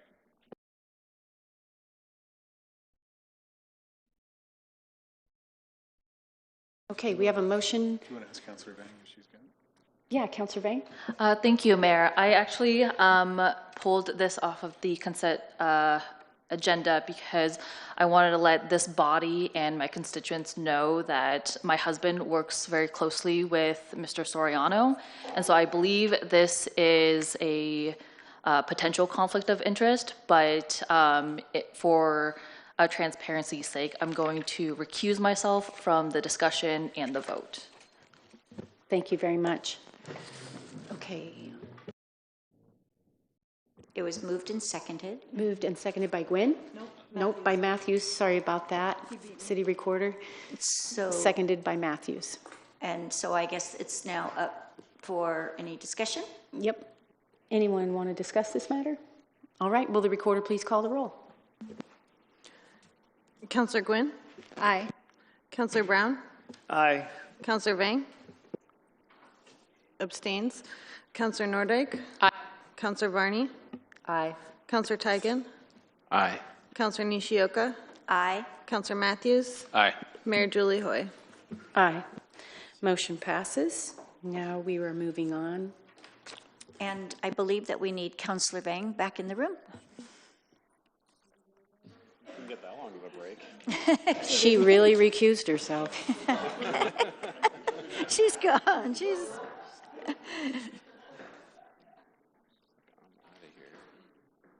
Okay, now it's 3.3C. Okay. Councilor Vang, whenever you're ready, the motion is yours. Thank you, Mayor. I move to make appointments and reappointments of the applicants identified in the report and declare a position open on the CPRB. Second. We have a motion by Vang, second by Gwynn. Councillor, to your motion. Thank you, Mayor. So as I was reviewing the agenda, I saw this agenda item, and I always encourage our community members to be part of our local government by engaging in our commissions and our boards, and I really like that. And I always want to encourage that. But when I saw that one person was being appointed to 4 commissions, it got me curious. I started, wanting to know a bit more about what goes into the appointment process and the standard practice of the city for appointing community members onto our boards.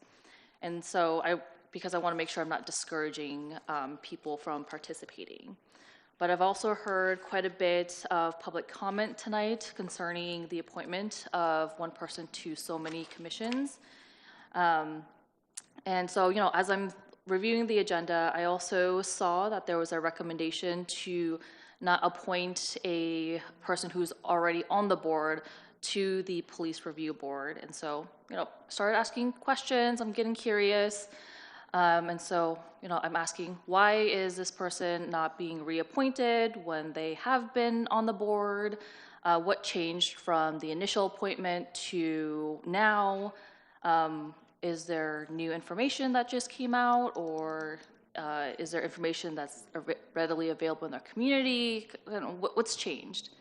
So then I started thinking, well, as part of a healthy society, part of that aspect is how do we reintegrate those who have served their time back into our community as a productive member?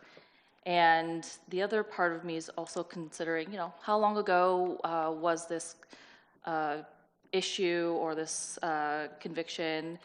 And if it was decades ago, before some of us were even alive, and this person still wanted to participate and, felt that it was their civic duty to be part of the process, then I, didn't really see why they couldn't participate. And so with all of this in mind, I also wanted to make an amendment to my motion and amend the motion to reappoint Mr. Kyle Hedquist to the CPRB and make the remaining appointments and reappointments as identified in the report.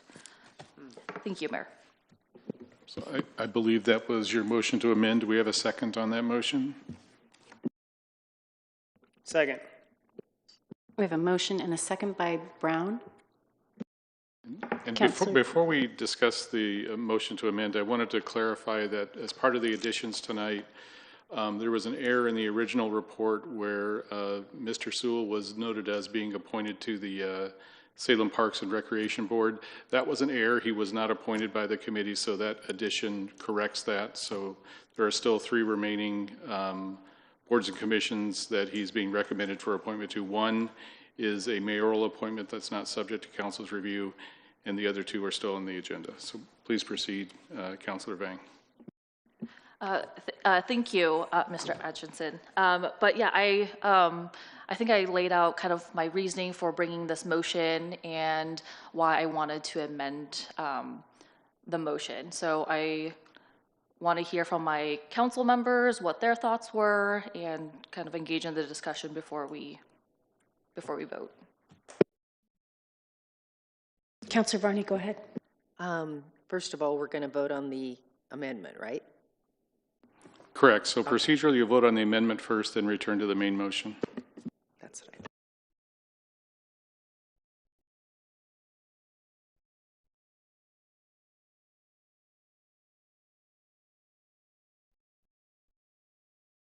Yeah, Councillor Nordyke.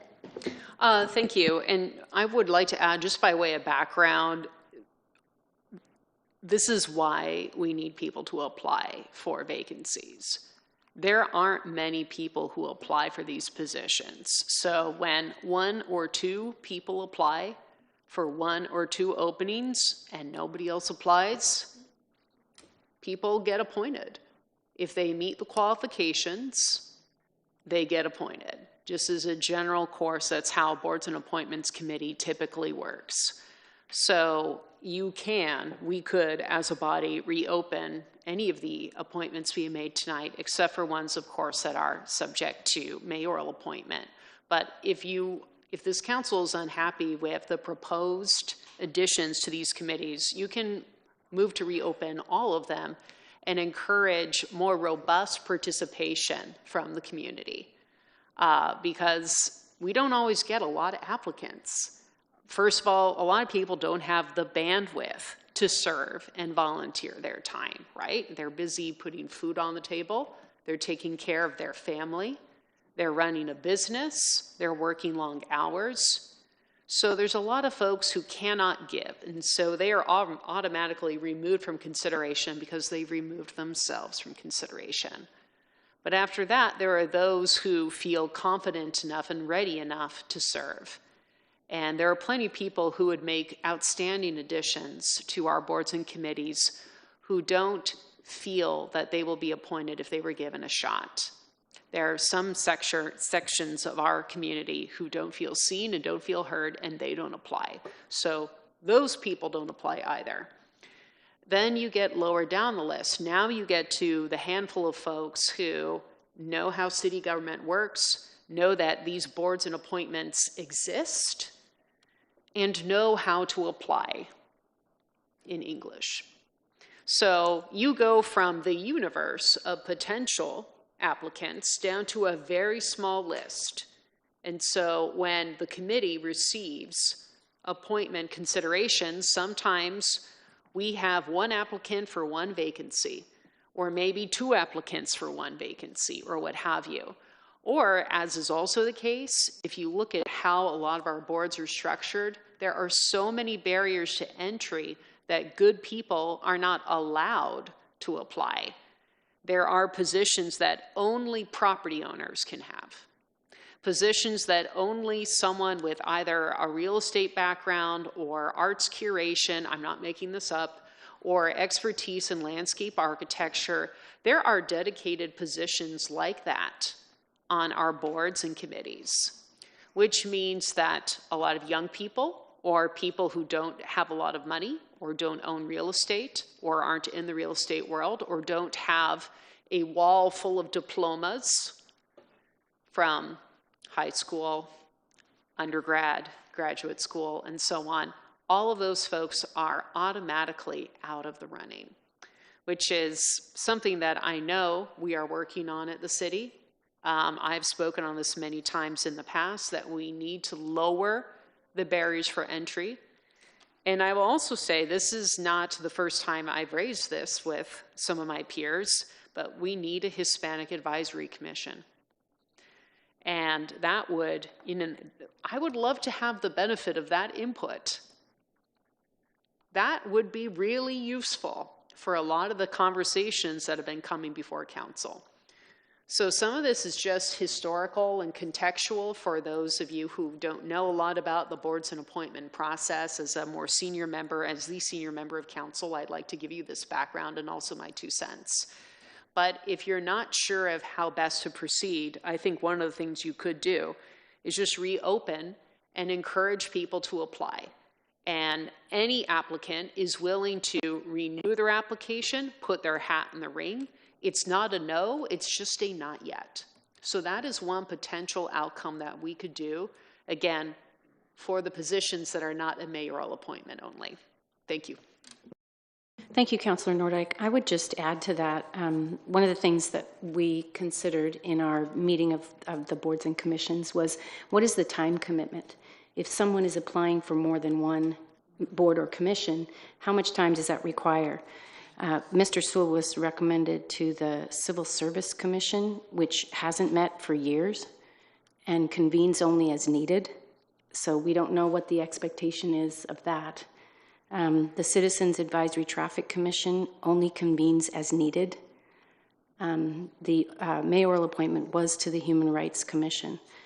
Anyway, I just thought it was good to add that for context. It's not always a monthly commitment for someone, and like a planning commission appointment is a big job. So anyway, just for context. Councilor Brown. Thanks, Madam Mayor. Councilor Nordyke, I appreciate your remarks in regards to this committee. I do not serve on this committee, but my first question is how many commissions or boards can one person be on? I'll direct you to the city attorney for that. The only city board or commission or committee that restricts membership to multiple committees is the budget committee. Got it. Thank you. So I'm totally in favor of folks wanting to serve on it, and Councilor Nordyke, I agree. You know, we need to do better to make sure that we have equal representation on our boards, and I think I've said that before, not just in this seat, but just as a citizen. And yes, when we think about the Hispanic community, I do think a commission to hear from them and that group would be great. At the same time, I think I've talked about this with Director Eunice Kim. I think she's over there. When we do these appointments, I think there's value in having an equity lens. I've been saying this for years. And when you say equity, a lot of people, they get, you know how we get when you start talking about equity. You got folks over here, folks over here. At the end of the day, we need to make sure that we do have a complete representation of the city on all these boards. And the work that I know that Director Eunice Kim has done in regards to the Equity Roundtable, there's a lot of good work happening, and there's more we can do. But when we decide to open up the door for a variety of groups to be represented, I just don't want us to pick one group, because the Hispanic need representation, you got the Black folks need representation, you go down the list. And so my thing is, we need to do that for everybody to make sure that every person can be seen, heard, and valued in this city, and they need to see themselves serving in some kind of capacity. So if there are barriers that we need to remove as far as policy, if we're the policy makers, then I think we need to remove those barriers and make sure they can, we can have some roundabout groups. I yield the floor. Councilor Nishioka. Thank you. I want to say again that this committee has worked very hard. The Boards and Commissions Committee works very hard. It is not an easy process. It requires a lot of reviewing each of the individual appointments, each individual board or commission, which has specific, as Councilor Nordyke was saying, specific requirements, and the application process is the software. Maybe I'll just start with the software of the application process is quite old, and it doesn't lend itself to being able to process this. I got to experience before serving here, I was on the Downtown Advisory Board. And going through that process, it was very interesting and not necessarily easy. So again, that brings up some of the challenges that Councilor Nordyke was talking about. And I served on this committee for a couple years prior and currently alternate on it. And I attend the meetings. And we brought up probably a year and a half ago now, I think it's been, to have our consulting team review our process, review all of the requirements, and bring back to us recommendations on how to update. And so they have done that, and we are in the process. And again, thank you to the staff. Those changes are going to be brought forward to us sometime soon in 2026. So hopefully we're going to see the process easier, and that the applicants will have more robust activity in applying, and that the committee that's working on this will have more clear definitions for who has to be on it and how many members can be at large or non-classified, and I will have to say, I think those that are on the committee will realize it is like trying to fit a very 1,000-piece puzzle together when you're going through the applications and when you're reviewing all of that information. And it's a challenge. So I'm hoping that with the improvements, with new recommendations, software update, application process, we're going to find that there'll be a more robust application and ability to select people that have that more diversity that we're seeking. Definitely more applicants are needed. And one other piece that folks don't necessarily understand, I know I didn't till I came onto the committee, is that positions are staggered. So you're not only dealing with, it's not like every year you start over again. So this is 2-year term, this one's at 1, this one's timing out, you know, and that's just one person I'm talking about. We're talking about 17, I think, boards and commissions, and it's a lot of folks to deal with. Mr. City Attorney, or do I call you Krishna Nambari tonight? Would you speak to what's coming in the near future? Thank you, Mayor. And thank you, Councilor Nishioka, for raising the issue and talking about some of the work that we've done with the governance project.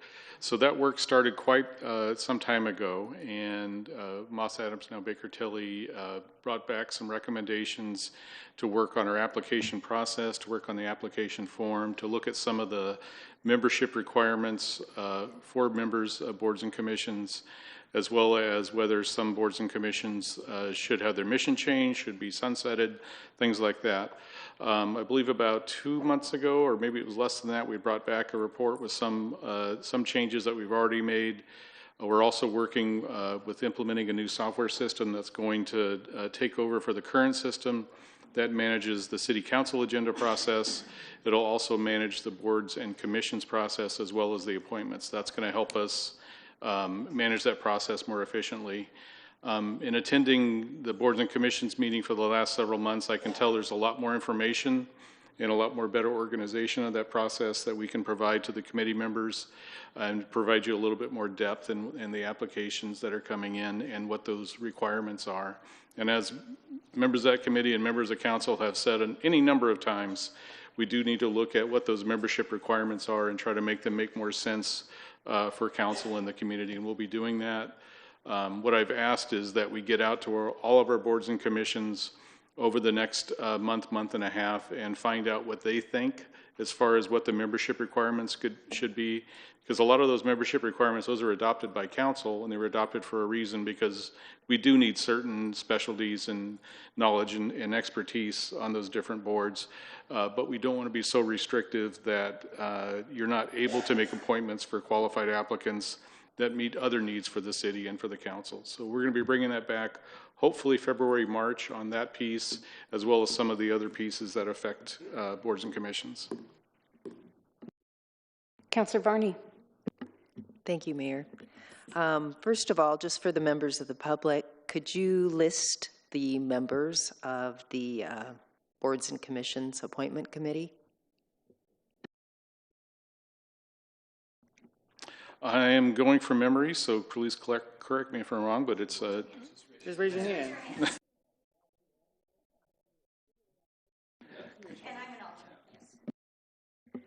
I just was seeing what the representation was. I have tuned in a couple of times, but I haven't tuned in recently.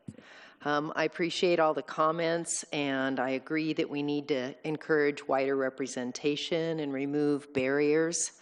I'm wondering, especially with us being right on the edge of implementing some new policies in regards to all these different committees, if maybe it would be best if for committees that rarely meet or that only meet as needed, if we just left them vacant for now, because those are the types of committees where someone that has very little time or family or something, they might be willing to apply for something that doesn't take that much time.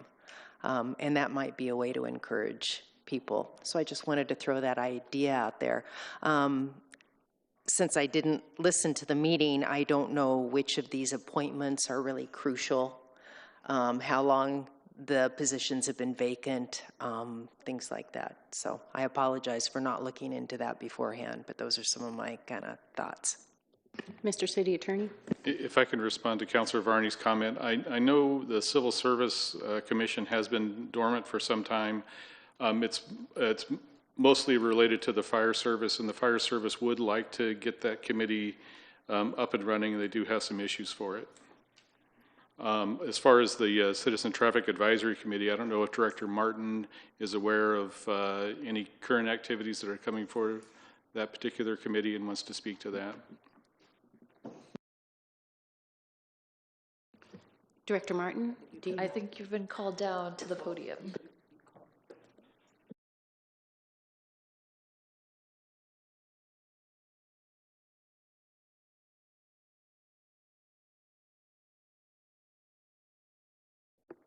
Good evening, Public Works Director Brian Martin. You're talking about the Airport Advisory Committee? Director, it's the Citizens Advisory Traffic Commission, CATSI. Okay. Yeah, so we're looking at making some changes to that committee to also bring in bicycle and pedestrian elements. There was some thoughts by council a year or more ago about how do we deal with, pedestrian access and bike access in the community. And because we already have the Citizens Advisory Traffic Committee, it seemed like it makes sense, since we're already talking about traffic and transportation elements, that we could incorporate in pedestrians and bicycles into that same committee. So we're making some revisions, and we're going to bring those to council for consideration probably within the next month or two.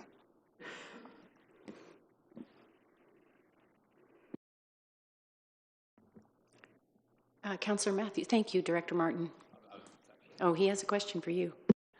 So when you say bring the changes within a month or two, so do you anticipate this committee to be meeting more frequently than previous? We're actually not looking at meeting more frequently, because I think it's every other month right now. But the code that was put together for it was very old and outdated, and so it actually had the police department running those meetings, and decades ago, determination was made that Public Works should run some of those things, and so we're looking at updating it to bring it up to how it's currently been functioning, for the last 10 or 20 years, as well as add the additional elements. If I can amplify what Director Martin is saying, I think it's going to increase the scope of this particular commission, but the meeting frequency might not increase, but that won't happen until those code amendments come through. Anyone else? Questions? Okay. Councilor Tigan. Well, I think before we move to a vote, I'd like a little bit of clarity on what our next vote entails.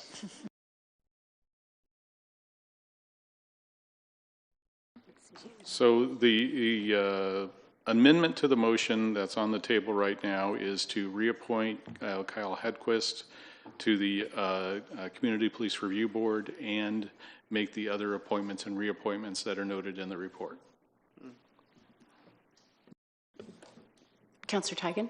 All at once, or we're taking the reappointment of Kyle Hedquist first and then moving on to the remaining appointments. So what this motion will do is change the original committee recommendation from declare that position open to reappoint. If that motion is approved, then you'll go back to the main motion as amended, which is to reappoint and make all those appointments and reappointments. Thank you.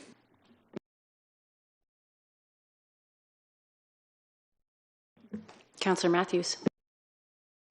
Okay, so the kind of what we've been talking about isn't actually relevant to what we're voting on right now at all, is what I'm hearing. So we're voting on whether or not Kyle Hedquist should be reappointed or not. And so I was the one that originally made the motion during the boards and commissions that I didn't think that I felt like we should keep that position open and move to a new person. And a part of that reasoning for me was it's part of our policy, not in all of our boards, but in this board specific, to do a background check and to assess whether that background check is how that relates in this particular scenario. And we did not do that background check. I think we all, at least historically, know that background check did not get done originally. And when it was done, it was determined it was determined that there was a felony for City Attorney, you might have to correct me on the term, but it was commuted. The sentence was commuted.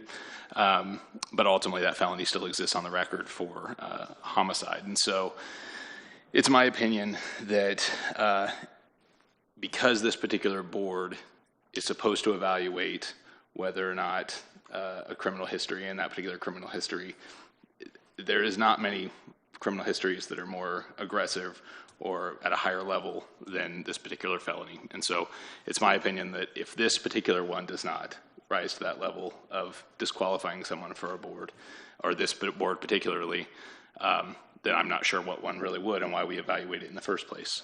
It does not preclude Mr. Hedquist in any way from being party to any other boards. In fact, I think he's actually was appointed to some other boards at the same time that don't actually take into account criminal history, but this is one that actually does take that into account, and so that was my reasoning. Councillor Gwynn. Well, and I wanted to state for the record that I voted that way for that reason, but also during our meeting, we asked the question, how do other committee members or board members that serve on that committee, how did they feel? And not all, but some of them were uncomfortable with that appointment. So that's what swayed me. So I'll be voting no to the motion. The other piece that I realized in our meeting was that it's a requirement of the Community Police Review Board that members do a ride-along. I think it's twice a year. And with a felony record, you do not qualify for the application for a ride-along. So because of the rules that are in place, I believe our hands are tied in this way. Can I speak to that? Yeah, City Attorney. Thank you. So in regard to the requirement to do a ride-along, that is in the board's bylaws. It's not a council requirement, so it's up to the board and how they would apply that in this instance. Councillor Vang.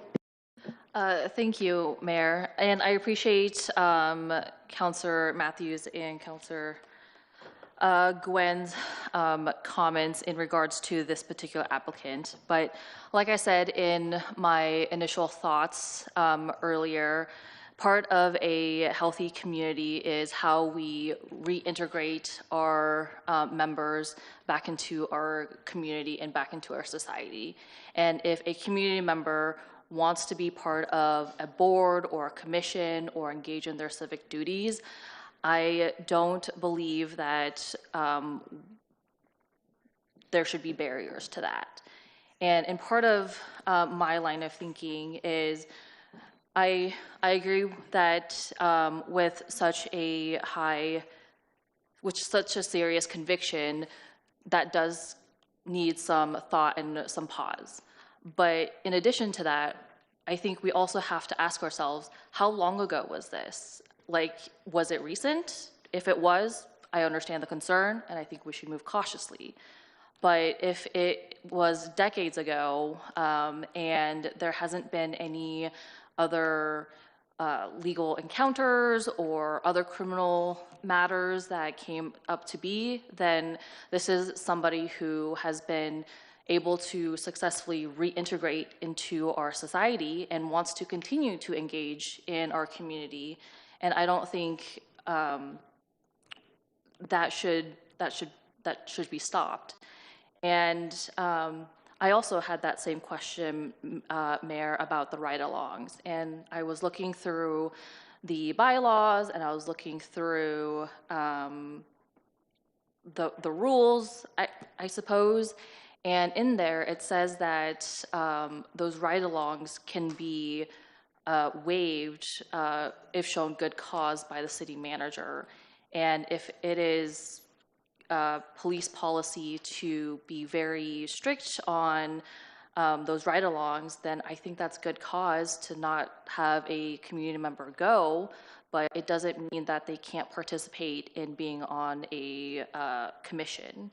And so that's why I wanted to pull this from the consent agenda so that we can discuss, what does our board and commission appointment process look like? What is the information on that? And then in bringing my amendment, this Mr. Hedquist has already served on this commission, has been able to serve on this commission without issue since his appointment. And so I don't necessarily see something that he did in the very, very long past as a continued barrier to his engagement in our community. And so that's why I brought my amendment. That's why I'm bringing this motion and bringing this discussion to the rest of council. So with that said, I yield the floor. Thank you. Any other comments, questions? Seeing none then, we have a motion and a second on the amendment. Will the recorder please call the roll? Councilor Brown? Aye. Councilor Vang? Aye. Councilor Nordyke? Aye. Councilor Varney? Aye. Councilor Tigan? No. Councilor Nishioka? Aye. Councilor Matthews? Nay. Councilor Gwynn? Nay. Mayor Julie Hoy? Nay. All right, on to the original motion or the amended motion.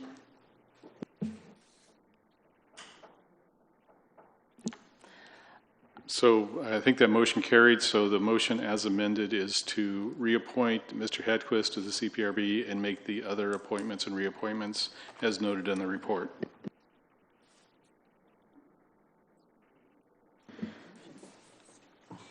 All right. Any discussion? Councilor Nordyke. Sure. One other thing I want to add, we do need to get the work done of revamping how we process appointments. We had very few people apply, and that is how we find ourselves with so few individuals who are interested in serving, and that really should not be the case. And one of the things that I recall when we had a special committee appointed regarding the livability levy, when we assembled people for that, I believe it was the Revenue Committee, we had a unique application that those individuals filled out. And it went far beyond the very bare bones application we currently receive. I have reviewed a lot of applications from people interested in serving on our boards over the years. They tell me very little. I know next to nothing about the individuals other than what they self-report and what they answer. And we don't ask a lot of questions. So unless you personally recognize a name, you're going to appoint all kinds of folks. You know, again, Kyle Hedquist just got reappointed. He was appointed unanimously, if memory serves, the first go-around. So there's lots of things we don't know about community members when they apply. And given the sheer volume of applications and the committee appointments that we make at each meeting, you don't have time to go through all these with a fine-tooth comb. But one of the things that I loved about that special revenue committee is we asked people a lot more questions that helped me understand if they were a good fit for that particular committee. And I'm going off of memory right now, but what I remember is they were asking questions about whether a person had ever worked for minimum wage, whether a person had ever spent a night in a shelter, whether a person speaks a language other than English in their own home. That, to me, started speaking to the richness of our community, the diversity of our community, people who can offer a variety of experiences different than my own. And I thought that those kinds of questions, which could be tracked just using software, anyone who's filled out a Google form knows this can be done. But we should be asking a lot more questions about the professional and lived experiences of people so that when we make appointment decisions, we know more about why they want to serve and whether they are a good fit. So that is my food for thought. I really hope that when we do get to the next phase of this work, we will, A, have a lot more people apply. Please apply. If you're watching at home, go online and look at the vacancies right now and consider applying. But I also hope that we get to know our candidates better through better software so that I can understand who's applying and whether you're a good fit. Thank you. Councilor Brown. Thanks, Madam Mayor. And just to follow Councilor Nordyke's thinking, you know, she just said we need to appoint those folks to make sure they are a good fit. My concern is we need to define what is a good fit, because your good fit is going to look different than my good fit. Hence, the question goes back to, when we appoint people on these boards, are we not only taking into consideration to who they are, but also what they bring to the table? And when we look at this city, the majority of our boards and our commissions, they are filled with white people. Nobody's going to say that up here, so I'll say it for you. That's who sits on the boards. And so my thing is, ain't nothing wrong with being white. Be white all day. Just be white. But when you are who you are and you want to re-enter into this society, a part of me says, as elected officials, we need to help folks to re-enter into our society, and we need to help them along the way so they can serve and do better. And when we don't do that, we turn around and we become the judge, the jury, and the executioner. And I don't like it when folks say, well, you know what? They never do see me. Well, that's problematic. And if folks are looking to us, the smart people, to fix this, then we need to fix it. Hence the reason I go back to Director Eunice Kim when we talked about this several years ago about having an equity lens. I know people are thinking right now, there goes Dr. Brown again talking about that equity lens. Well, we need something to help us pull people together and bring them onto our boards and commission so we can know what a good fit is. I yield the floor. Anyone else? All right. Seeing nothing further, will the recorder please call the roll? Councilor Vang? Aye. Councilor Nordyke? Councilor Varney? Aye. Councilor Tigan? No. Councilor Nishioka? Aye. Councilor Matthews? Yeah, I'm sorry. I'm going to need clarification on what this vote's for.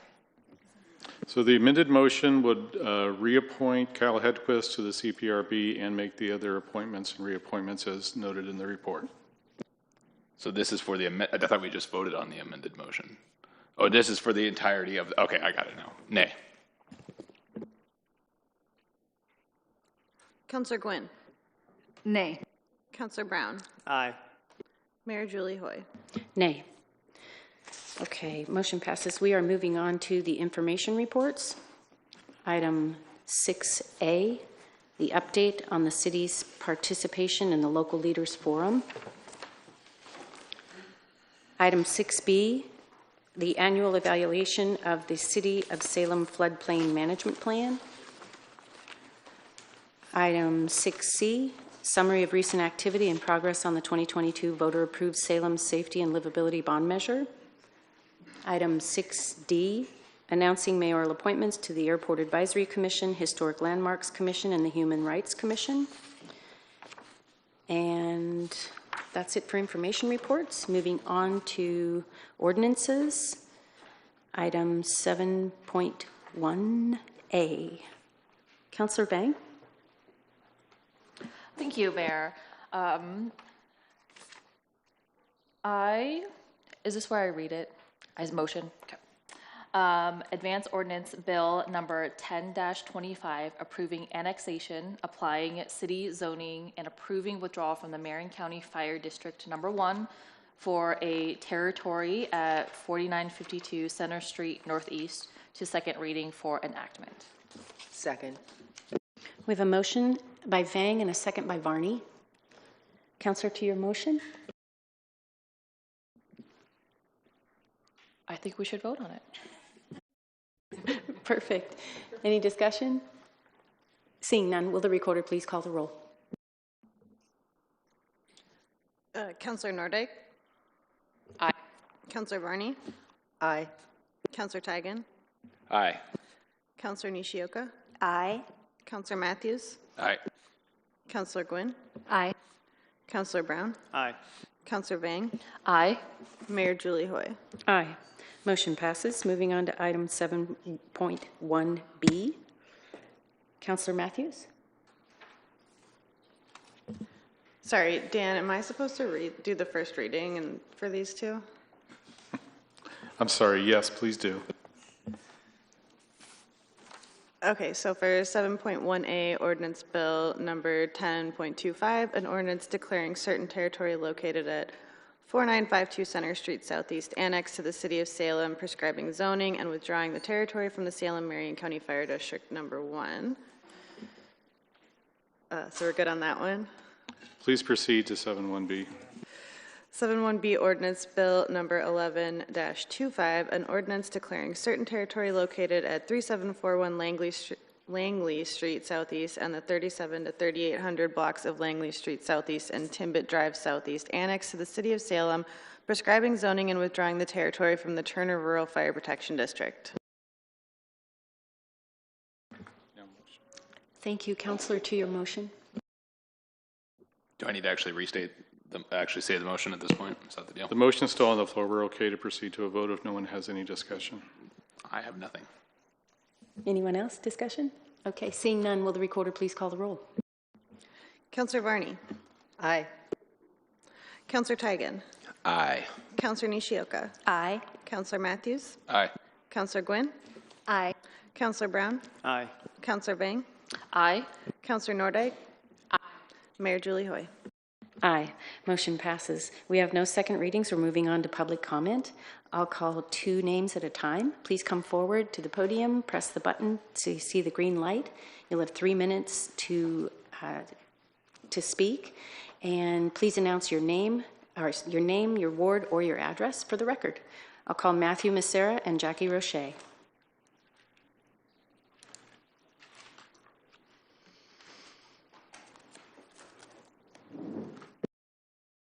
Sorry, hit the button there. Okay, try again. Good evening, everybody. So I want to touch on homelessness, addiction, and the drug world just a little bit. And really, I want to, on the proclamation, I really want to, celebrate the life of a couple of folks that I knew personally that have passed, on the streets of our city. One of them is my dad, but one of them was Jacob. And he was murdered in Wallace Marine Park. And I've known him, most of my life at this point. And he was somebody that took care of my dad. And I think this is worth note, being able to share this, as my dad was passing from cancer before he got to a place where he had to be in a care facility. Jacob was caring for him and pushing him around. And ultimately there's a lot to it, right? There is so many complexities to homelessness, addiction, and the drug world. And I was a part of it. I was homeless here. I was in the drug world. I used to sell poison. I used to poison people. I used to be involved in gang activity with my dad. Most of my dad's life, he was an active Latin King gang member. And so it was my childhood. And one of the things I really want to touch on is, there's so much false compassion being offered all around the city and all around the state. And I engage the drug world all over the world, nationally and globally. And I know the nature of it, just like I know the nature of homelessness, experiencing it myself, and then now engaging with these different communities who are my neighbors that I love. And that goes hand in hand with me loving the Lord thy God with all my heart, soul, mind, and strength. I was a man that used to be a drain on this community. And I really want to ask, please forgive me for all the poison I sold, all the violent acts that I committed against other community members. And we get to engage these folks with truth and accountability, because I needed more accountability. My dad needed more accountability. I'm grateful for the times that my dad was put in prison for his violent acts and his criminality. But one of the things I really want to touch on is one of the biggest opportunities for people here is one of the most harmful, and it's the low-barrier shelters. They have rampant drug use. The drug world and homelessness is flourishing in this state. And it's, for the most part, unchecked. I'm really thankful for our law enforcement officers that engage the drug world, the illicit drug world. But these are not a solution. These are a problem. And there's so much to speak to this. So when somebody gets transitioned from one of these low-barrier shelters and the A&D, the alcohol and drug component, wasn't addressed, and that continues into the housing, they continue to do that. They get evicted. They're ineligible for that specific housing for 3 years. If they're selling and or manufacturing, and you can check with Nicole, but I believe they're ineligible the rest of their life. This is perpetrating homelessness. It's not a solution. It's a problem. And so I love you all. God bless you. And God so loved the world that he gave his one and only Son, that whosoever believes on him will not perish but have everlasting life, the only hope for all mankind. Sin is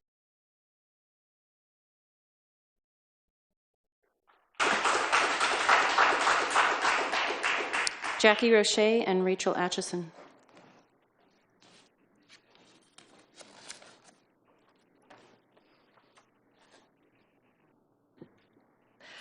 Hi, Jackie Roche, Ward 4. I first want to observe, I wish that people watching this right now could see everybody's reactions, just in general. You know, I have something else I'm going to share briefly, but as I was watching Matt share his experience, and for anybody who knows him, you know he knows what he's talking about. And it was really fascinating to watch some heads shake no, like, that's not correct. While simultaneously, another person that I know in here who recently is out of that exact world he's talking about was fervently shaking their head yes. And it was just astounding to watch. So I encourage anybody who hears Matt specifically, do your research, talk with him. He is beyond knowledgeable. It's fascinating. I wanted to talk about the homeless situation. I'm going to reference the last couple of weeks, not to talk about that topic, but to put it in perspective. We have been dealing with homelessness, and our governor has issued a state of emergency in 2022 and has renewed it each year and has renewed it through 26. My guess is it will continue to be renewed. And I believe rightly so. We have a problem. The whole country knows Oregon has an issue when it comes to the homelessness. My question to council, and to the community at large, I don't know how this type of thing works. So if I'm speaking of ignorance, it's probably because I'm not confident in what I'm about to ask. If we're able to issue a state of emergency on other issues that have been, as of like watching the last council, that doesn't bring about additional funding, doesn't bring about anything other than making a statement, and I'm not dismissing that, it's just I'm using that as an example. Why has the city of Salem not issued since 2022 a state of emergency for our homeless situation? When we all know that we have one of the largest, if not the largest, homeless camp in Wallace Marine Park. We have a serious issue. Corresponding to that, we also have the busiest ER on the West Coast. That is a drain to our resources in our state, in our city. So I don't know how that works, and I just wanted to bring it up because I think it's a valid thing to talk about. Salem was mentioned in the declaration or for the state of emergency with the governor. Salem was specifically mentioned out of one of the 7 cities, I believe, as one of those places. So I think it's worth being talked about. And what does that look like? If we do declare a state of emergency, do we receive more funding from the state? Because they received it. But if not, it is, again, a statement to bring awareness to what we are dealing with. So thank you. All right. Rachel Atchison and Manny Martinez. Hello again, Rachel Atchison, Ward 3. Mayor Hoy, at last week's council meeting, you voted against the emergency declaration because it wasn't enough. I believe that was the quote. Well, you need to explain yourself further because that statement really wasn't enough. And our community deserves more than empty, self-serving nonsense from you. It's well past time for you to show some courage and speak up about your actual position on these critically important issues. Just let us know. Councilors, I am worried about repercussions from an incident yesterday, which I think you heard a bit about, where masked ICE agents assaulted someone at Mega Foods on Lancaster. The community witnessed these federal agents board the ambulance with the person that they had just injured. Video of the incident is circulating everywhere. I understand that the priority for the paramedics was transporting the patient, but the optics of this detention are really causing ugly ripples.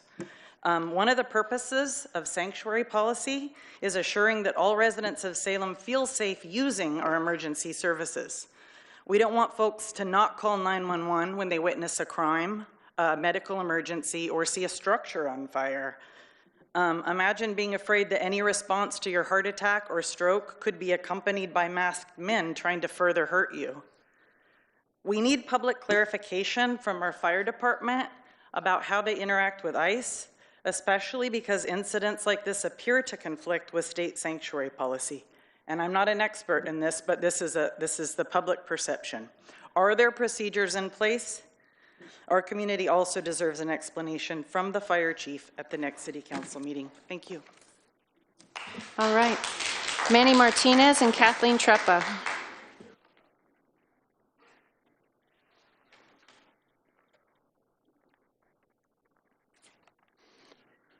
Good evening. My name is Manny Martinez, and I live in Ward 2. I'd also like to speak about homelessness.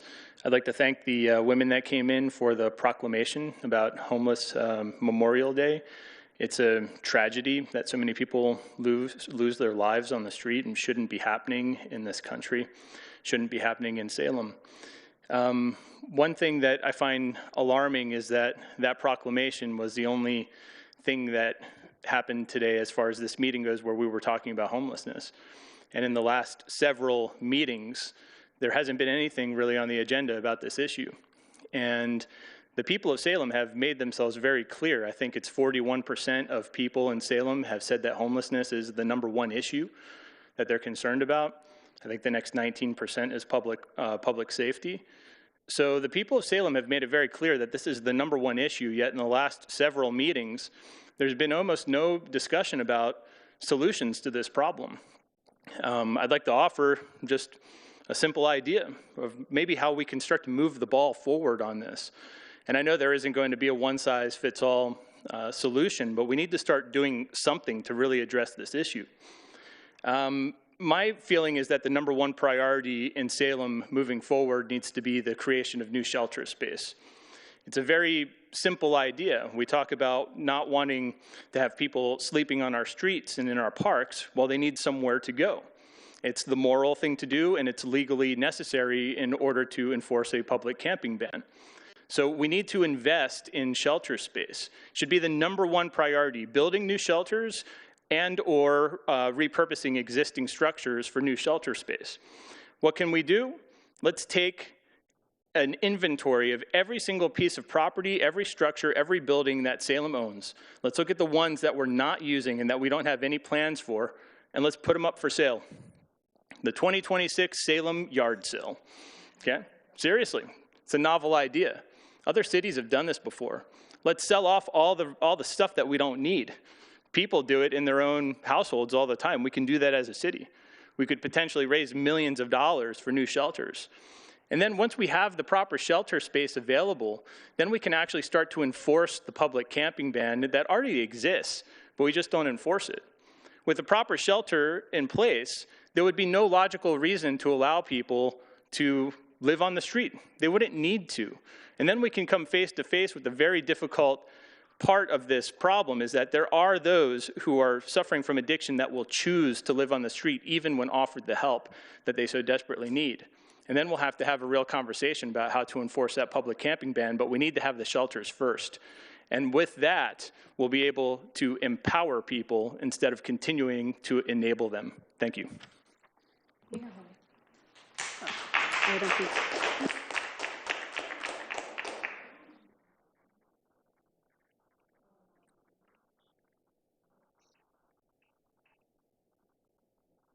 All right, Kathleen Treppa, and then Jennifer Benavides. Yes, thank you. Kathleen Treppa, Ward 7, and as we heard earlier this evening, it was only a matter of time before the excessive force and unnecessary tactics by ICE hurt a resident. And as we heard on Sunday, there was a gentleman who was busted out of his car in the Mega Foods parking lot. There are articles in the paper, as Rachel noted, there are videos all over online. And pictures show the man being carried by his hands and his feet, and witnesses report he was screaming in pain, and he was transported by Salem Fire to the hospital. This man had been in the country for 20 years. He doesn't have a criminal record. He doesn't have any prior deportations. He's married to an American citizen, and he has a 5-year-old child. He's not one of those horrific criminals that the Trump administration says that they're only going to target. He was one of our everyday, regular residents, and he contributed to this community. So now, who's going to pay for his medical bills? Who's paying for that ambulance transport? I don't know how much those cost. Last I checked, and last time my daughter was transported, it was $900, but I'm sure we're well over $1,000 to $1,500 now. Who's paying for that? The family? Who's paying to repair the broken car window? The family? He was doing nothing wrong. He was sitting in a parking lot. That's why the city needs to created a fund to help support these families that have been unfairly and illegally harmed by the federal government. And that's why we need to do everything in our power to stop these abuses and the overreach by the federal government. ICE does not get to break the law, and that is not democracy, what is happening. That is not patriotism. It's not. It's not normal. So the mayors and the police chiefs from Minneapolis and New Orleans have spoken out against the arrival of ICE in their communities. The Minneapolis police chief is urging residents to call 911 during detention activities so that they can verify if excessive force is being used and they can document it. That's inspiring. That's not interfering with ICE. That's helping to protect their community members. So let me be clear, the concern isn't about lawful immigration enforcement, it's about the tactics being used by federal officials. And if you want to know more about what ICE is doing, read the article in the Oregonian from December 4th. It reports on sworn testimony from ICE officials during a 2-day hearing in U.S. District Court in Portland. An ICE supervisor admitted that he created and signed arrest warrants for detained individuals after they were arrested without warrants. Illegal. A woman who was detained in Woodburn was released a day later without her phone and the cash that she had on her. That's theft by federal officials. She was arrested without probable cause, a violation. ICE officials also admitted that they focused on target-rich locations because they had quotas to fill, 8 arrests per day per team. Thank you for your testimony.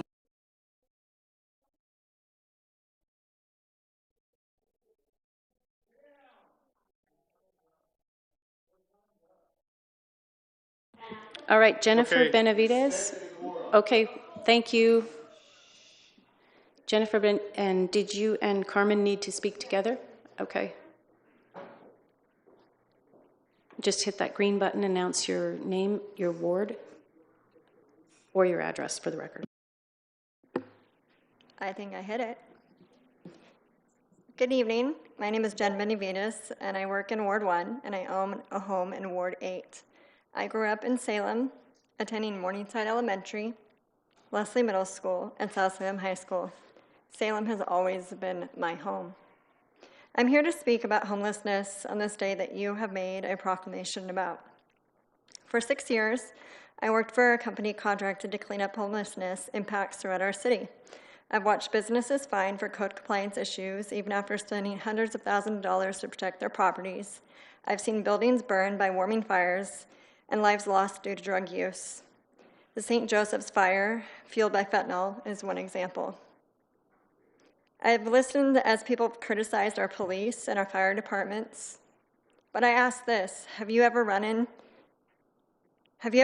toward an overdose into a burning building or walked through the depths of Wallace Marine Park or the encampment out south? Many in our community are trying to help quietly, business owners, neighbors, families, often without recognition. I'd like to share about a recent experience. On Halloween night, I went with a few friends to meet people where they were. I met Charlie, a veteran who has been on the streets for 12 years and is mentally unable to care for himself. I met a woman who had recently lost her housing, and I met Carmen, who is here with me today. She is 30 years old and now 6 months pregnant and had been surviving in Wallace Marine Park. I asked her, "Are you ready?"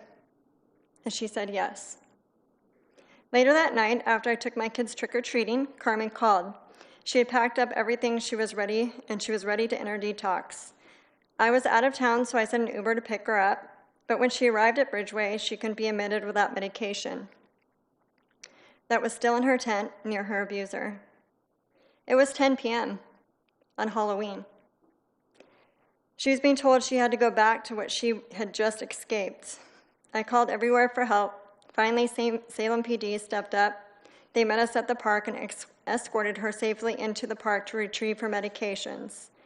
The people there saw officers not as enemies, but as helpers. That moment mattered. It mattered to Carmen. I want to personally thank the Salem Police Department for that night. A few days later, Carmen completed detox and entered her place. I've never been more proud. Her courage shows what is possible when support means opportunity. What she has told me about the life inside Wellspring Park, the trafficking, molestation, drug abuse, violence is horrific. More than 1,800 people are living in that encampment. We cannot ignore what is happening there. Our city needs more support, outreach, more HRT support, and more everyday navigators, moms, dads, friends, and neighbors willing to help meet the people with compassion and consistency. I want to publicly thank my... Jen, your time has expired. Let's start the next 3 minutes for Carmen. Jen, can you announce her name for the record, please?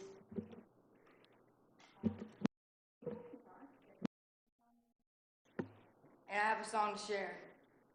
It's all witnessing about what I've gone through. Carmen, this way. Can you please address the council? Thank you. Say what ward you're in, honey. I'm in Ward 5. Great. Please go ahead. Hi, I'm Carmen, and I'm sharing a song that I have made, and I hope you enjoy. It's awareness of Wallace.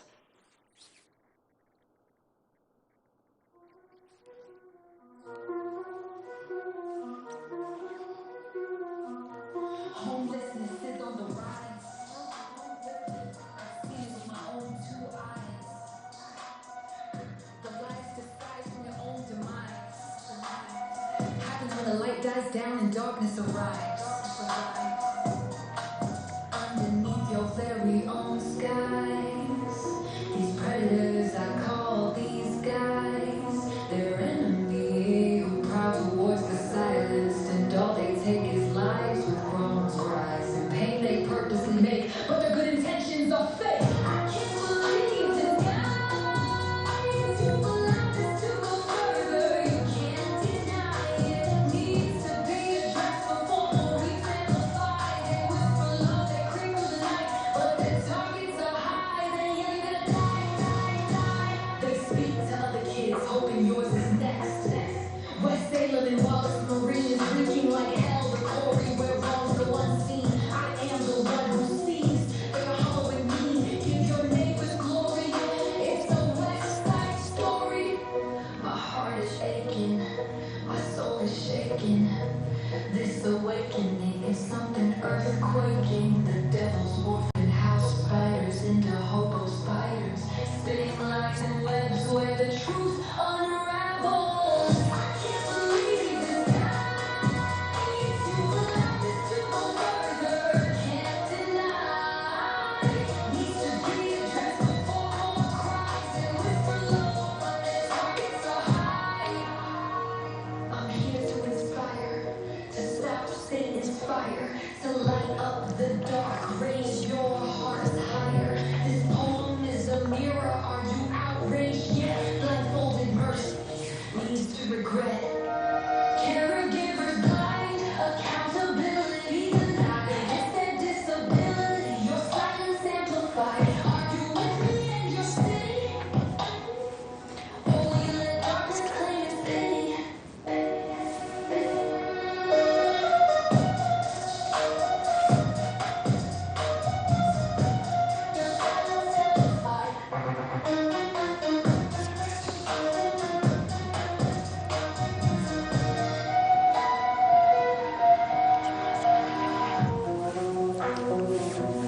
Thank you. Sign the waiver. Thank you, Carmen.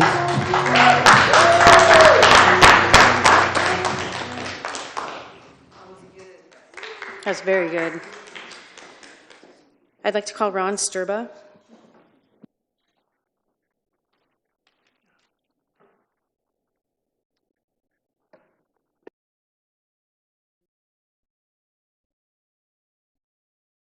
Mr. Sturba, please hit the button on the box there so the green light comes on. There you go. Oh, there it is. I got it. Evening, Mayor and City Councilors and staff. And Ron Sturba, Ward 1. I'm opposed to the dumping site for garbage haulers. I have indications from the weather balloon from the United States at Salem Airport. It indicates that the winds and the dust and the smell will go to into the impact the residents in South Salem, West Salem, the governor's mansion, the Capitol buildings, and I want to stop the dumping of garbage. It's gonna, and it's gonna be, the smell will, and the dust will be at the Peter Courtney Bridge, again at the manors of the governor's mansion, and the West Salem Hills and Vineyards. I have the copies of the winds above from 3,000 to 39,000. And I'm going to give you these copies. And with that, when I say I'm opposed of the dumping site of garbage haulers is in Rickreall. And that's the new dumping site that is proposed for that. With the winds aloft from 230 degrees to 300 degrees, that winds are going to be funneled into West Salem and South Salem and then down to the Salem area. And I don't want that to happen. I want something to be done rather than dumping more dog stuff, people stuff that is not good for our Willamette River and the streams that come through there and the wells that were here at the Salem area. Thank you. Thank you. I'd like to call Alan Roche.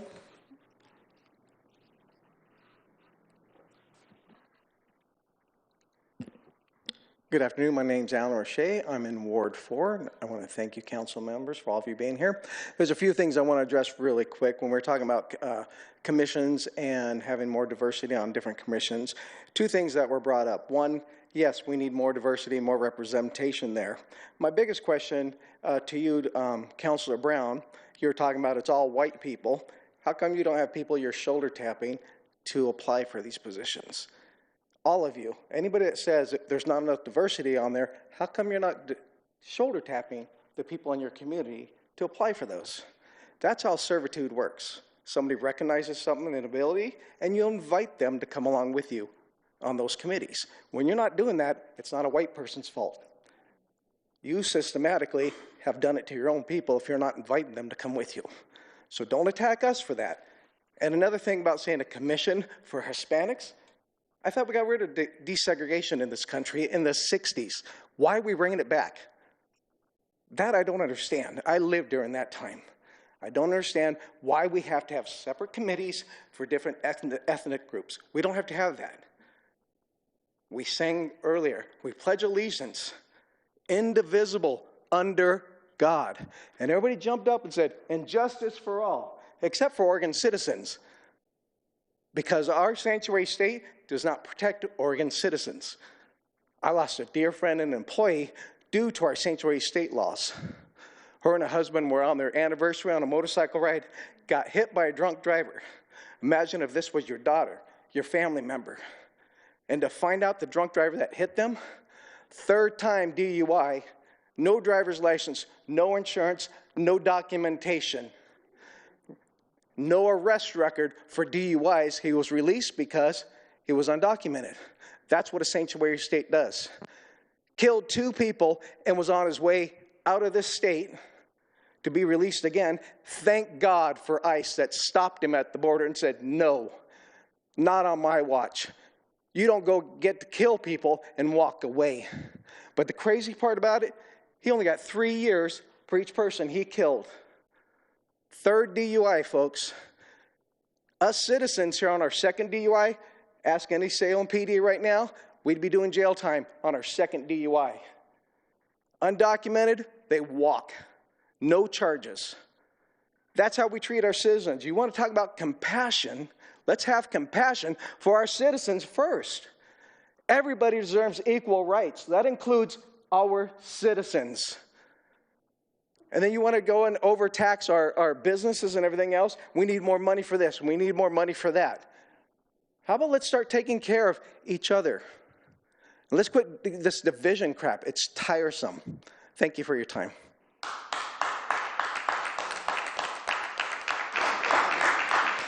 Councilor Gwen, did you have something you wanted to add? No? Anyone else have any comment? I would just like to add,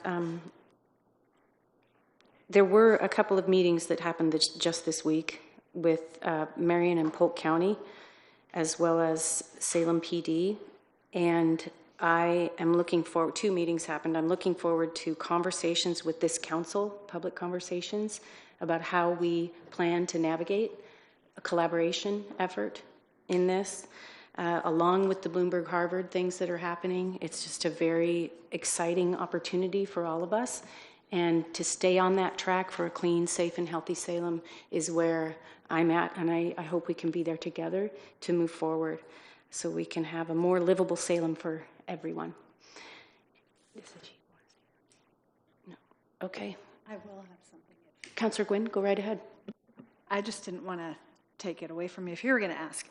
I was wondering if we could have the fire chief come up and talk to us about what did happen yesterday.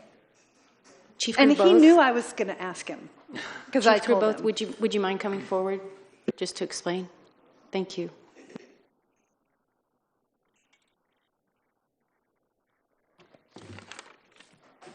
Good evening. Dave Gerboth, Fire Chief of the City of Salem. And I appreciate the opportunity to address the questions surrounding the incident that occurred over the weekend with a patient that was in ICE custody. Firstly, the Salem Fire Department does not violate the sanctuary law. It has not violated sanctuary laws, and we will not violate those laws or the intent of those laws. In this case, our firefighters and our EMS professionals responded to a medical emergency, provided appropriate treatment, and transported the patient who remained in federal custody. Our policy is very clear. When a patient is in handcuffs, the custodial officer must accompany the patient in the ambulance and remain present with the handcuff key. This requirement exists for patient and crew safety. If a patient needs medical treatment and the handcuffs need to be removed, we do not have that key. It's universal. It applies to Salem Police, Marion County deputies, state police, U.S. Marshals, and ICE. At no point did our personnel ask about immigration status, participate in enforcement action, or detain anyone on ICE's behalf. Our sole role was to provide emergency medical care, which is both our mission and our legal obligation. I want to emphasize that Salem Fire does not assist with immigration enforcement. We do not gather immigration information, we do not enforce immigration law, and we do not make decisions based on immigration status. We provide care and service to every patient that needs it with the utmost dignity and respect, without exception. If the council has questions about our medical protocols or safety protocols, I'm happy to answer them. If the broader questions about federal immigration operations in our city, I would respectfully refer to either our city attorney or those appropriate agencies, and I'm happy to answer any of the questions you have. Anyone have questions for the chief? No. Thank you, Chief. Thank you.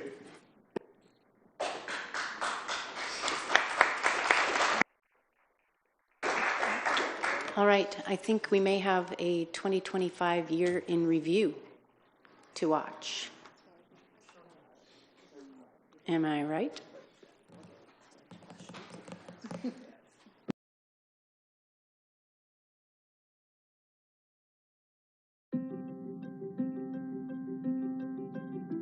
I'm David Gerboth, and I have the honor and privilege of serving as a fire chief for the city of Salem. As 2025 comes to an end, we want to say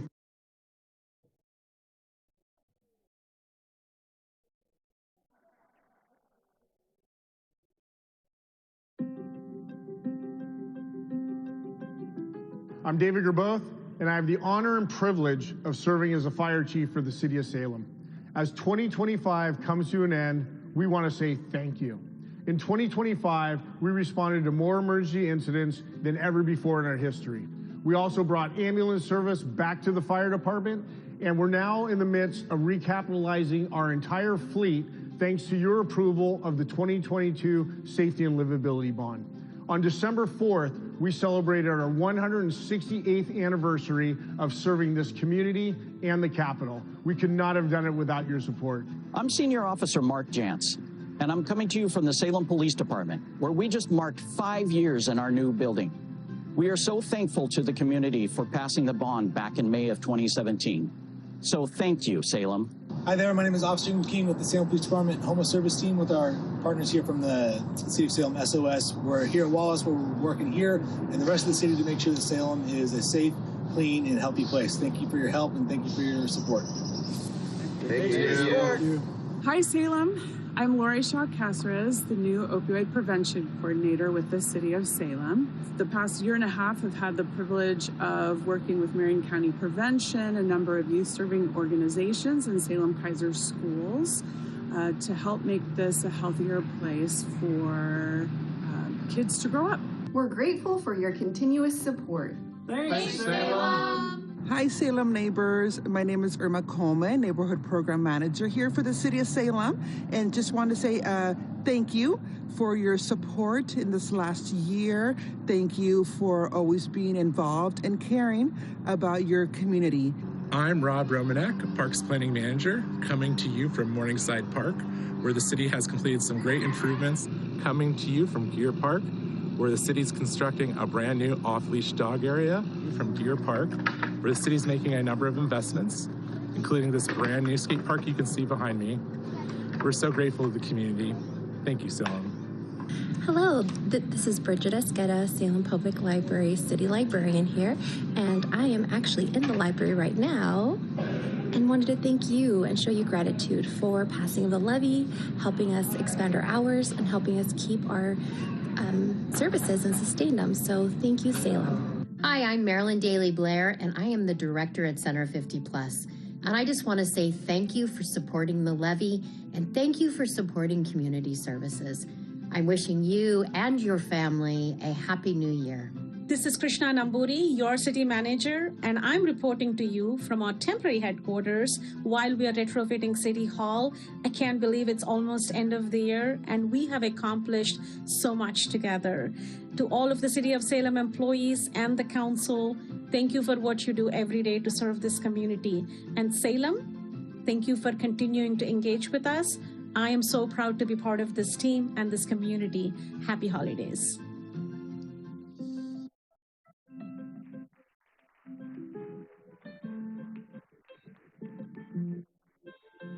Awesome. All right, see you next year. We're adjourned.